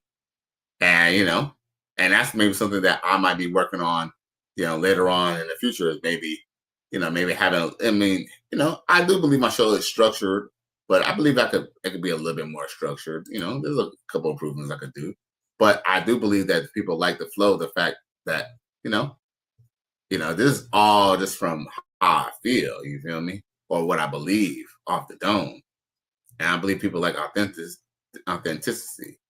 And when y'all see me debate somebody or have a discussion with somebody, yeah, I notice I don't lead the discussion. You know what I'm saying? Other content creators, you know what I'm saying? Like people who have, you know, race baiting channels. What they want to do is lead you down the road so they can cater to their group. And when you make sure they don't pigeonhole you to get mad and tell you, well, you're on my show. You know, they want to pull rank and shit like that. We all know who I'm talking about. You know what I'm saying? You know, a certain guy, you know, who's not very sharp. But yeah. Y'all know who I'm talking about. But anyway. So yeah, man, I appreciate y'all just let me, you know, riff for the last hour and a half or an hour plus. I do want to give y'all, you know, I do want to go on my trip bag before we get up out of here, though. Can your boy Cali go into his trip bag before we get up out of here? So yeah, a couple little things that's different. Because I really appreciate y'all tuning into the stories. But I do believe I need to, you know, I like to get, you know, I like to go leave bearing gifts, you dig? Now, we all been here before on a date. Check it. I love this song. All right. So what do you do? I'm an artist. I'm a painter. You're a painter? Yeah, do abstract art. Abstract art. You know what? I always wanted to paint naked. You ever like just want to like put the paint on your whole body and just be naked and just, you know, like just have paint on your nipple. Just you ain't never want to have nipple paint. But that pussy vibe, ooh, that pussy vibe would be amazing too. You know what I'm saying? You never painted that paint that double cheek paint. You know what I'm saying? You need help painting, because I can't. You know what? In third grade, they said I was a good painter. I used to paint a lot. I had the little finger. I was a finger painter. Finger.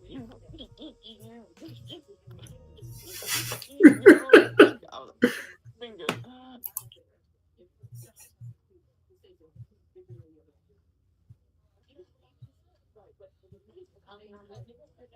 What else is there?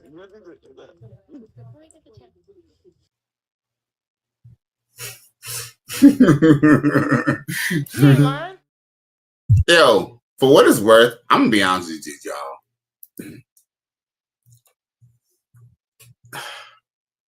I don't believe you should necessarily be necessary. Here's the thing. Look, I'm not saying on the first date you should be super sexual. I ain't gonna lie. Do I expect sex on the first date? Sometimes I do. I don't expect anything. But do I want to have sex on the first date? Hell, motherfucker, yeah. You already know. I ain't gonna care. He ain't lying. But yo, at the same time, if you say something sexual to a girl, because that wasn't really directly sexual, he was just saying that what he would like to do. He didn't say that he was having sex with her. He just said he wanted to paint naked. You feel me? If I see in college, I had a class where I painted and drew naked women, right? If I could draw a naked woman, why can't I paint or draw naked with a woman, right? You dig? Am I wrong? He ain't lying. So with that being said, if a woman gets all fidgety just because you bring up something sexual, she don't like you, bro. She don't like you. And fellas, if, you know, not saying like you need to jump her bones on her first date, or she needs to give you pussy on the first date. But if she's acting like this, talk about check please and all that shit, she don't like you. And guess what? You can go say check please, bitch. Because at this point, you can be paying for your own shit. I want to do it the right way and learn some of the unwritten rules.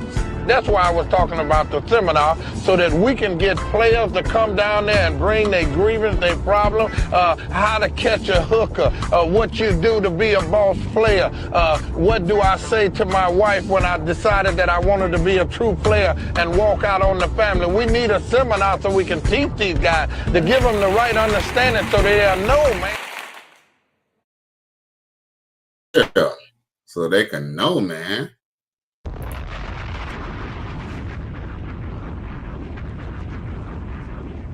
I'm just saying you, any chick who gets turned off by the fact that you bring up sex, she's not into you, bro. She's not into you, bro. Because let's be real, we all know. Look, I'm gonna just tell y'all, I'm gonna just keep it 100 with y'all. I make videos for niggas who get pussy. And I know I don't really like to say the N-word, but I make videos for niggas who get pussy. You feel me? People who related, who've been there before. You know what I'm saying? Men who touch grass. Okay? That's who I represent. And with that being said, like, yo, we all know how it feels when a girl likes us sexually, or at least just like us because she think we're a cool ass motherfucker. Because if any chick really truly respects you, even if she's not even ready to have sex or intercourse with you, she's not going to completely balk at you bringing up sex at all. But here's the thing. I actually believe that sometimes when I'm having a discussion with somebody and sex does come up, I do believe it's I could truly believe that it is a litmus test. Yeah, I truly believe when sex comes up in the conversation, it is a litmus test to whether a girl really likes you or not. You feel me?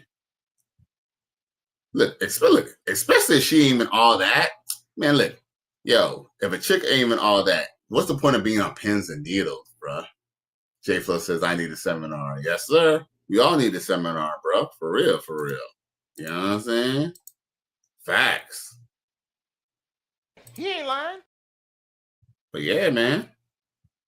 At the end of the day, man, like, any chick who balk at bringing up sex, most chicks I know who are attracted to me, even if she's not even ready to have sex with me, she wouldn't balk at the fact that I'm bringing up sex. You feel me? If she's balking at the fact that you're bringing up sex, yeah, she definitely don't respect you at all, bro.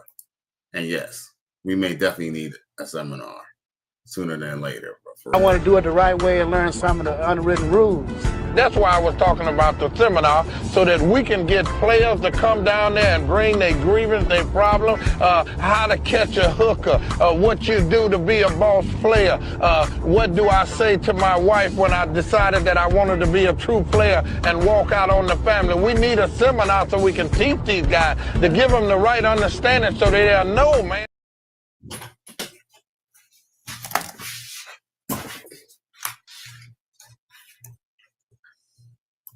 Real talk, bro. Real talk, real.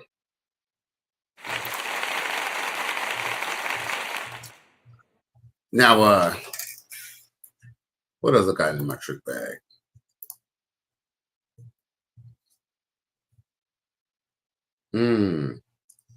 We got As a matter of fact, talk about prom. We got some prom stars here. Of having a 6'7" girlfriend is this. Angel, could you get that for me? Yeah, sure. Sheesh. I'd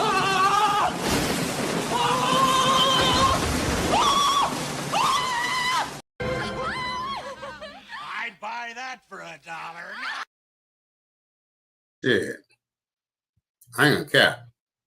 The biggest advantage of And it was so funny too, my coworker, I used to think that my Sharia was actually kind of fine, but I think she was fine. And mainly I think she was fine because, you know what I'm saying, she's actually dark skinned and, you know, she got a nice little body on her, right? Because she has a really nice natural body. Like, she has a really nice natural tits and nice body on her, right? But my boy, here's the thing. My boy at work, he sent me a video of her like, she ugly or something. Like, he was like, you know, so she's sexy, but she ugly. He said something about she ugly or something like that, right? And I was like, she ain't ugly, but yo, I like looked at her a little bit, and I went, like, she's not ugly, but she looks like she's typically low-key, a little funny looking. But yo, when a woman has a nice body, she got a nice weave, it's nice makeup, yo, that does make a difference, bro. Like, I did kind of I started looking at her a little bit more, and I was kind of like, yeah, she is a little funny looking. But here's the thing. You could be kind of funny looking and still be sexy and still be attractive. Unfortunately, you could not, like, we all know that you could be beautiful and not be sexy. And you could be not that attractive, but then still be sexy, if that makes sense. Or as I said, it's not beautiful, but still attractive and sexy, if that makes any sense. And my Shara is definitely one of the chicks. Like, but on the surface, she gives the vibe of a fine or a pretty chick or a cute chick. But if you look at her a little bit, she do look like a little like gremlin. Look like a little gremlin. Cause remember, gremlins were. Here's the thing about y'all about gremlins. Gremlins were ugly, but they were actually kind of cute. If that makes any sense. Like they were kind of cute as ugly monsters. Like, you know, like that's kind of what probably made Critters, or not Critters, but Gremlins kind of a good movie, is because they were kind of ugly, right? But they're ugly, but they're kind of cute in a weird way, right? It was like, you know, it was like, you know, most monsters you don't want to look at because they're scary and nasty and ugly and like terrible looking. But critters are not critters. Fucking gremlins, you know, it was kind of fun to kind of watch. It was kind of funny because even though they're monsters and they look kind of funny and they look kind of ugly, they kind of had still kind of a cute edge to them a little bit. And that's kind of what she was. Like, she kind of like, you know, not that good looking, but they're still kind of easy to look at. Like, can't stop looking. And Jay Flo says, I hear you knocking. Oh, you hear me moving this? Is that it? Uh-oh. He said, I hear you knocking. Oh, but then Jay Flo then says, he then says, my wife doesn't give it up like she used to, but she knows I got the dough to go get it. Woo! Word? Hey. Thanks for all your help. Bye-bye, Tanja. Bye-bye.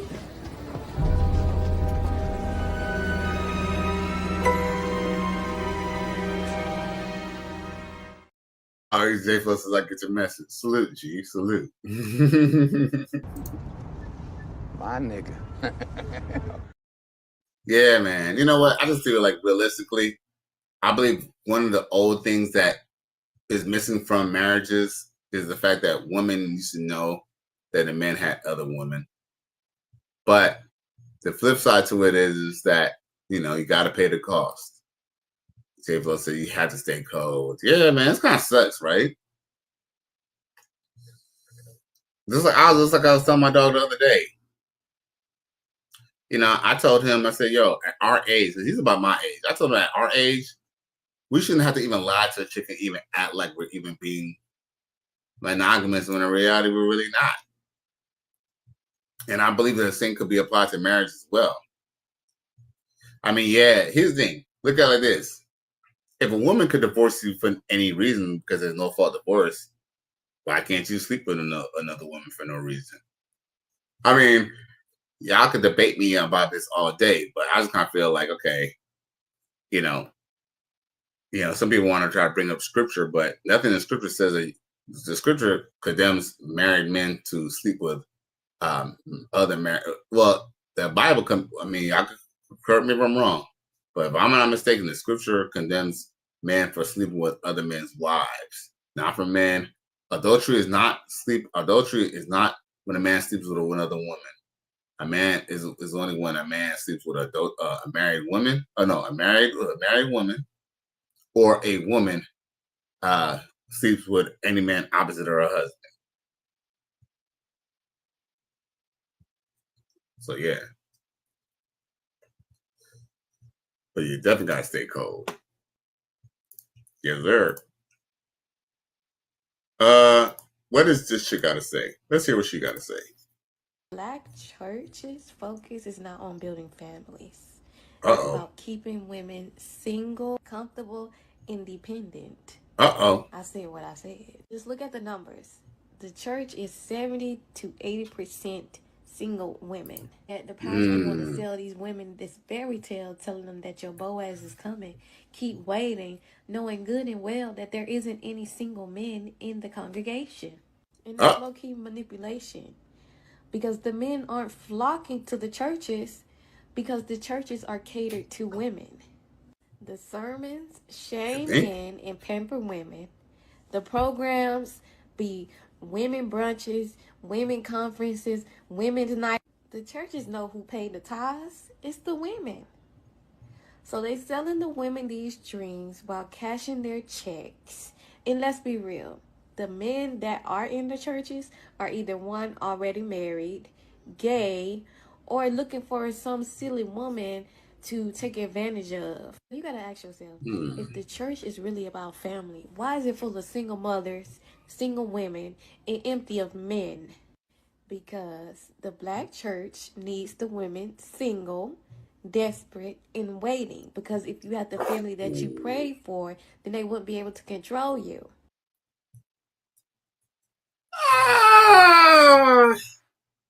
There are certain points that I definitely agree with her. She kind of lost me at the end. She also lost me at the end. I don't believe that the black church purposely made it cater. Here's the thing.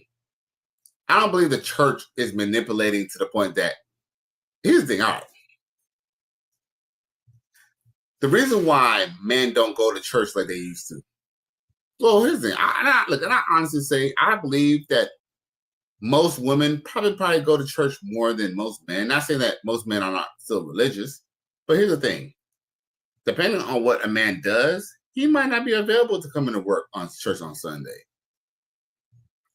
So women have always had a great presence in the church, but I would believe that it used to be more like 60-40. And on a good day, the man will still go to church with his wife and kids. But here's the thing. Truth is, the reason why there are not many women or not many men in church is because it was traditional for men to go to church with their wives and kids. But ever since the black community adopted single motherism, guess what? You're going to see more women come in because they now are looking for the pulpit. They're looking for hope at the pulpit, okay? That's all it is. And we all know a whole final form is going to church. So that's why the church is more catered to women, because these are the ones who come in for salvation. And guess what? The church sells salvation. I hate to say this, but the church sells salvation. That's why they make sure they put in their tithes. Because back in the day, churches used to condemn single motherism. But guess what? They take all that stuff out now. Why? Because guess what? They don't want to upset the people who they're congregating with, which are single mothers. Sex before marriage and all this stuff. These are things that are not talked about in church anymore. Ain't been talked about in the last 30 years, which is why I don't go to church. Some chick I was talking to on Facebook, I told her the other day, I don't go to church. She was surprised when I told her I was still spiritual and I was still a Christian, but I told her I don't go to church. I told her, I told her, now I ain't gonna lie, I didn't tell her this, but I wanted to tell her, shit, I hold church every Sunday here on YouTube. My nigga. J Flo says 80s church shame kept skeezers in line. Facts. Facts. He ain't lying. But yo, real talk, y'all. We do review scripture here on the Righteous Spirit, you know? We do. So that's not actually even a lie, bro. That's not even a lie. So, you know, we all know this is a Christian-based show. You know, even though we do got Muslims, we got Hebrews, and we got Israelites in here and all that. You know, what we know is mainly a Christian-based group. You know what I'm saying? We know we some Christian brothers up in here. Now, yeah, but yeah, definitely 80 church kept skeezers in line. But guess what? Unfortunately, right when you say CES thing, it's ironic that you bring up the 80 churches because guess what? You know that was right in the transition when things started to change. A lot of those preachers, like I remember I had a preacher in the 80s, when my dad, used to take us to church, and he died. I just remember church was completely different after he passed away. After he passed away, church was completely different. Cause I used to go down to a real black church, to a real Baptist black church. Yo, this church, look, you are at a real black church in the 80s when you went to go in there and there was no air conditioner. There's no air conditioner. He was in the hood. What else? And yeah, I just remember one thing I used to hate about going to the church though was that we used to have to fucking dress up, get up in the morning, and had to listen to the sermon. And that shit felt like forever. Now I think about it now, that sermon was probably an hour and a half maybe. But I know that shit was boring. But now I think about it, it actually wasn't too bad. It wasn't actually too bad. Now I think about it, it wasn't too bad. I think what I used to just hate was the whole, dressing up for church and stuff like that, But now I think about it in hindsight, I don't think it was actually that bad at all. For what it was worth, I think I was probably more uncomfortable because he used to say some good stuff now I think about it, even though I was so young. But all I know is that when he died, because at that point I was a little bit older, church was different. I used to go to First AME, I used to go to Fame in Los Angeles and stuff like that. Fame was kind of all right. But, Fame started doing that, that prosperity preacher stuff eventually and stuff too, like all the other churches. But First AME was kind of actually all right. That church was kind of cool. No lie, I almost kind of feel like First AME was kind of the church you want to go to if you want to kind of go get some chicks. You know what I'm saying? Because that's what people was hooking up at church. But yeah, it was just different back in the 80s and the 90s. For sure, man. Like, for sure. But I just feel like the reason why church is more catered to women because in the community, look what we have in community now. J Flo says Coming to America Church. Right. Coming to America Church. Because remember, Coming to America Church, it didn't even have that many people in there either. Like, yeah, I went to one of those churches. There. Like, we probably had maybe 10, 15 people in the congregation. Wasn't that many people. Like, it was like a very, very small church. But I noticed, I ain't gonna lie, man. I feel like the small churches were probably the ones who were probably telling the most because the churches that seem that they're the fullest are the ones who are telling you more lies than they're telling you scripture. Am I wrong? So, even though I do agree with some of her points, she's not completely correcting her whole assessment on it, that they need the woman to be like that. I think, ideally, I think the church will probably cater more to the scripture if there are more men. But the reason why there's no more men is because I believe maybe collectively, everything kind of go hand in hand. Well, when black women start pushing the black men out of the community because they want to go get on welfare, here's the thing. Now that these women have extra money to put into the damn pot. Here's the thing. Yeah, the woman might be contributing to the pot, but guess what? Where is one woman getting money from? They're getting money from men. money from the man or from the child support, or a combination of both. So, you know, I mean, at the end of the day, you know, church used to be a way to try to keep society in check and keep certain principles together. But now, you know, church is a joke now, because why? Because one, of what they provide, and two, you know, here's the thing. There's women who even go to church and they're not even godly. How about that? Let's talk about that. That's a whole nother topic in itself. That's a whole other topic in itself. Is there anything else that I need to bring up to your attention before we get up out of here? Because I ain't gonna cap. I'm gonna want to try to see about, you know what I'm saying? I might want to see about some little poom poom myself. Now, I guess this is dude trying to get some poom poom in Medellin, Colombia, or something like that. Check this out. Good. Like everything good? Life good? Oh, okay. Have kids? You ever been with black guy or no? Like you? Yeah. I been one time. One time? Yeah. You like? Yeah. You was so good. So good? This real? That's real? That's real? Oh, okay. It look like a little pimp and shit. He hit you. No, it's that nobody got. He go to end the girl. He say to I am the girl. I'm not that guy. Oh, he thought you was the girl. What you doing? What's that? What's that? You picked up a square off the ground, fool? Damn, it's that deep? Damn! Free cigarette off the ground? Damn! Why you picked that up off the ground? That is your daughter? Yeah, that's unhygienic. She just blew my shit down on my kids, I stink on my kids. That shit bogus on folks, to a lady. Say like, okay, let me go handle my business before I give you entertainment, because like this is a date. Like we're just now meeting, and you staking up my place. Like damn, ain't no ventilation in this motherfucker. You're live. I'm not playing, folks. Yo ass tweaking. You tweaking. Watch out. You're tweaking, shorty. Delete that video! Hell.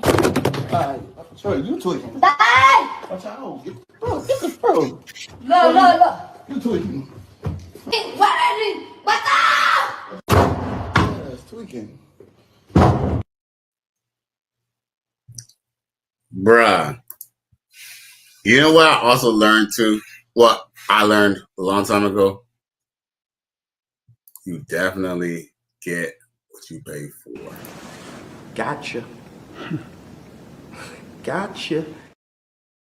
This is a sick Negro. You know, some of these bitches be bird bathing themselves before they go fuck you. And I'm gonna say this too, y'all. Especially the woman of the night, like her. You feel me? Oh, that was Nepal? So that's like India or something like that, y'all? Isn't Nepal like in India? Yeah, Nepal's in India, isn't it? Correct me if I'm ignorant. Nepal's in India.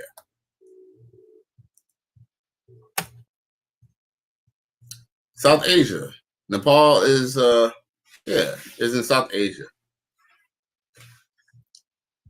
Yeah. They're down there like Indians. Like that's what they look like. Look like Indian Pakistanis. Oh, I thought she was a Spanish chick.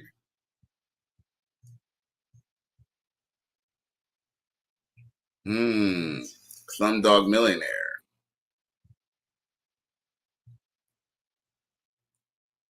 What they say look like felt like she had a pamper on. Oh my God.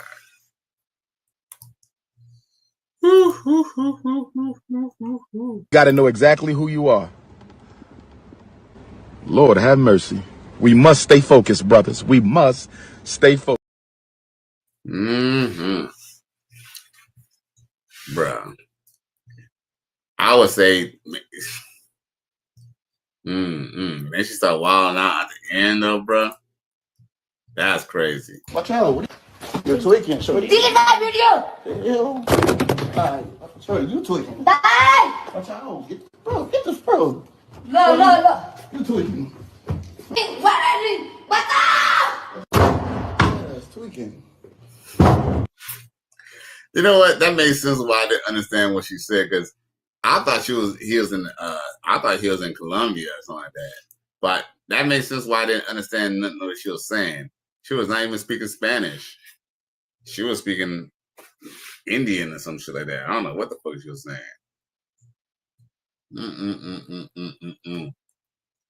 Hell nah. Shit, if I didn't have all my stuff in there, I would just let that bitch. Run! Go! Get to the chopper! And my shit get the fuck out.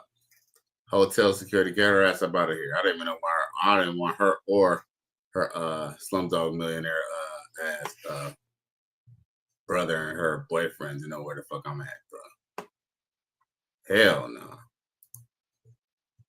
Well, let's see here. All right. We still got viewers, so guess what? We still gonna continue. We still gonna continue.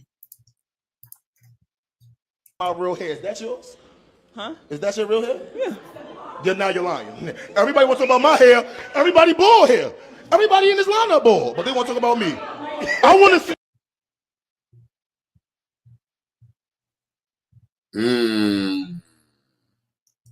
Damn. Run that back one more time. So that's not my real hair. Is that yours? Huh? Is that your real hair? Yeah. Now you're lying. Everybody wants to talk about my hair. Everybody bald hair. Everybody in this lineup bald, but they want to talk about me. I want to see. Emotional damage.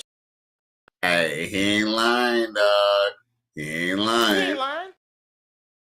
Hey, salute to bro for that, bro. Salute to bro for calling her out for that. Salute to bro. Hey, that's why it's so funny when women talk about men with receding lines. Look, black woman, you can't talk about men with receding hairlines. Guess what? If he was to remove that lace wig, you'd be looking like O'Connor. You'd be looking like RoboCop without his helmet. Okay, so don't fucking try to play them fucking games, bro. Don't play them motherfucking games. And guess what? That goes to white women too. Because if you look at white women tend to try to talk about men with bald heads as well. You know, but guess what? Look at a crown over a white woman's hair. So I noticed that some of them chicks, they're getting a little light on top of their head, bro. So I don't know.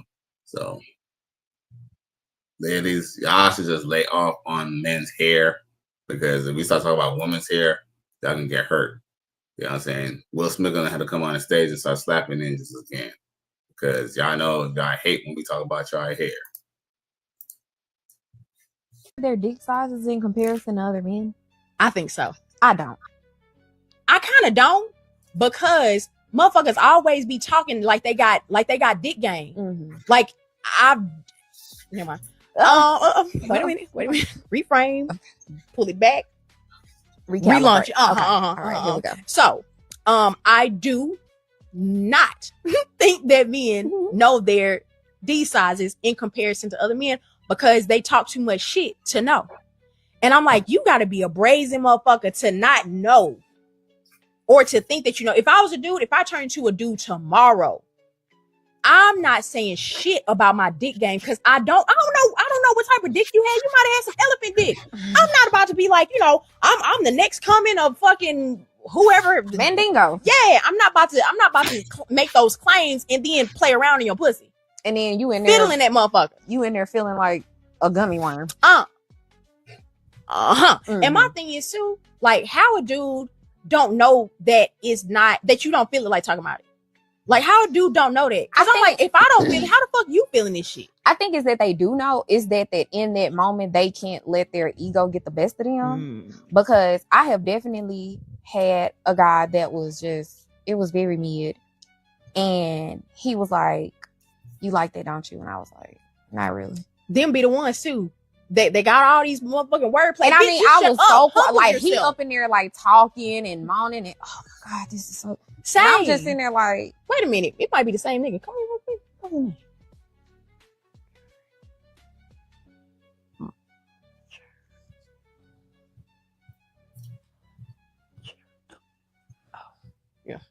okay, at least it ain't the same nigga. Might shut the beat in October on the gas. I'm like, if I don't feel it, how the fuck? No. We ain't supporting this. We ain't promoting these hoes. We ain't promoting these hoes. We do not promote these hoes. He ain't lying. You know what? Y'all gonna see a lot of changes on my show. Like a lot. Like even though I show other clips on other people's shows, y'all gonna see me editing and shit. Y'all ain't never gonna see other people's promotion shit here ever again.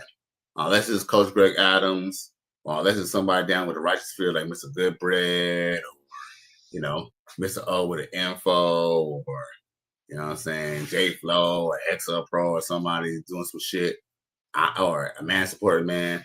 Yeah, I ain't gonna promote that shit. If you ain't part of the Righteous Fear crew, you know what I'm saying, or at least affiliated, you know what I'm saying, you know, RT 2.0 or something, y'all motherfuckers we ain't, you know what I'm saying, we ain't giving y'all no type of promotion here. Unless y'all want to collab, you know what I'm saying, big channels, you know, but yeah. But what's crazy is that, let's take a step back for a second. Real hair, is that yours? Huh? Is that your real hair? Yeah. Now you're lying. Everybody wants to talk about my hair. Everybody bald hair.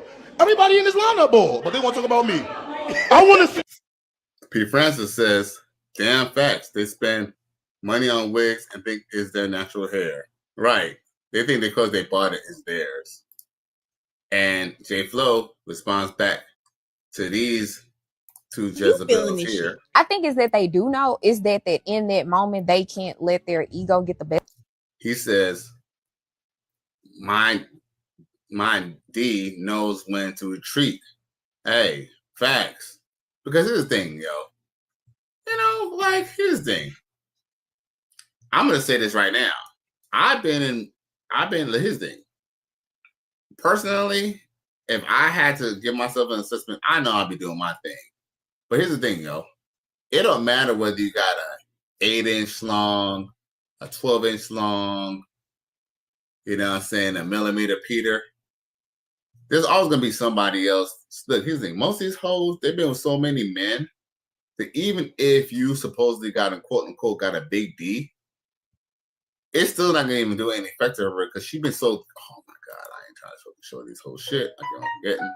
But like I said, at the end of the day, man, these hoes, they so ran through. You could have a 12-inch Subway special delivery for these hoes, right? And guess what? It still won't do nothing for them because guess what? They've been with so many men. Look, here's this. Yo, there's some, look, yo, I'm gonna just tell you that right now, y'all. Your boy is on the dark side. These hoes be having gang bang parties, bruh, where it's just like 3 or 4 females and like 20 dudes is having a wave with these hoes. And some of these hoes don't even be asking for these dudes not to even wrap it up. They be wanting these dudes to even hit them raw. Give them, you know what I'm saying? You know what I'm saying? Gang bang, facial type shit, bro. You feel me? And yo, so it's like, so sometimes even if you're good in bed, even if women tell you that you're good in bed, if you run across these hoes who sex is not a big deal, sex is like a handshake to them. Yeah, even though you might be having a special delivery, it might not be a big deal to her. Trust me, there was some chicks who I knew that they wasn't getting nothing out of it. And guess what? What they don't know is, shit, I might have either A, still enjoyed it because it's still some pussy, you feel me? Or B, shit, men fake it too. You know what I'm saying? Maybe he was wanting to make you feel good about yourself. J Flow says, use that hammer, man. Straight chili dogs, nasty time. Yeah, these hoes there, man. These hoes like that. Once you end up finding out what these hoes be doing, you end up finding out, yeah, there's not really much you could do. That's kind of why, here's the thing. I ain't gonna lie. I do believe in pleasing a woman, but to some degree, it's like, it depends on what the situation is. Because it's like, okay, you can put it down on a chick, give her money, and she can still sleep with another man because he's better looking, he puts it down, and he has money, or he doesn't even have money, he just looks better than you. Look, depending on the situation, depending on the situation with me and the chick and how I feel about her, her satisfaction may or may not be my concern. I'm not saying that if I'm fucking with a chick and I like her a lot, or let's just say I like fucking her, or I like paying to fuck her, or whatever the fuck y'all want to, tricking or whatever y'all want to call it. Maybe I might make some more conscious effort on how I feel. But if I know if I'm just trying to just wham bam, at this point, hopefully she just like it when I do it. And I ain't gonna lie. Sometimes I tend to, depend on the situation, I tend to be a selfish lover. And guess what? Women are no different. So it's not that I don't believe in satisfying a woman, because if I really like her, or if I really like her and I want her to come back, I'm gonna make sure she's satisfied. But if I don't really care, I make sure to give her a few chips and move on and go about my business. Shit. Anyway. But once again, y'all, it's Caddy West. Thank you for tuning into another episode. Please like, share, and subscribe to my channel if you're feeling this shit. I really appreciate the donations. I appreciate the love in the chat. Hope y'all boys have a good weekend. I hope y'all see y'all. Maybe I'll come on tomorrow night, but y'all definitely gonna see me on Sunday. So I appreciate y'all for it. I'm out of here.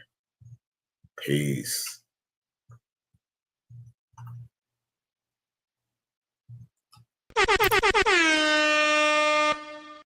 All right.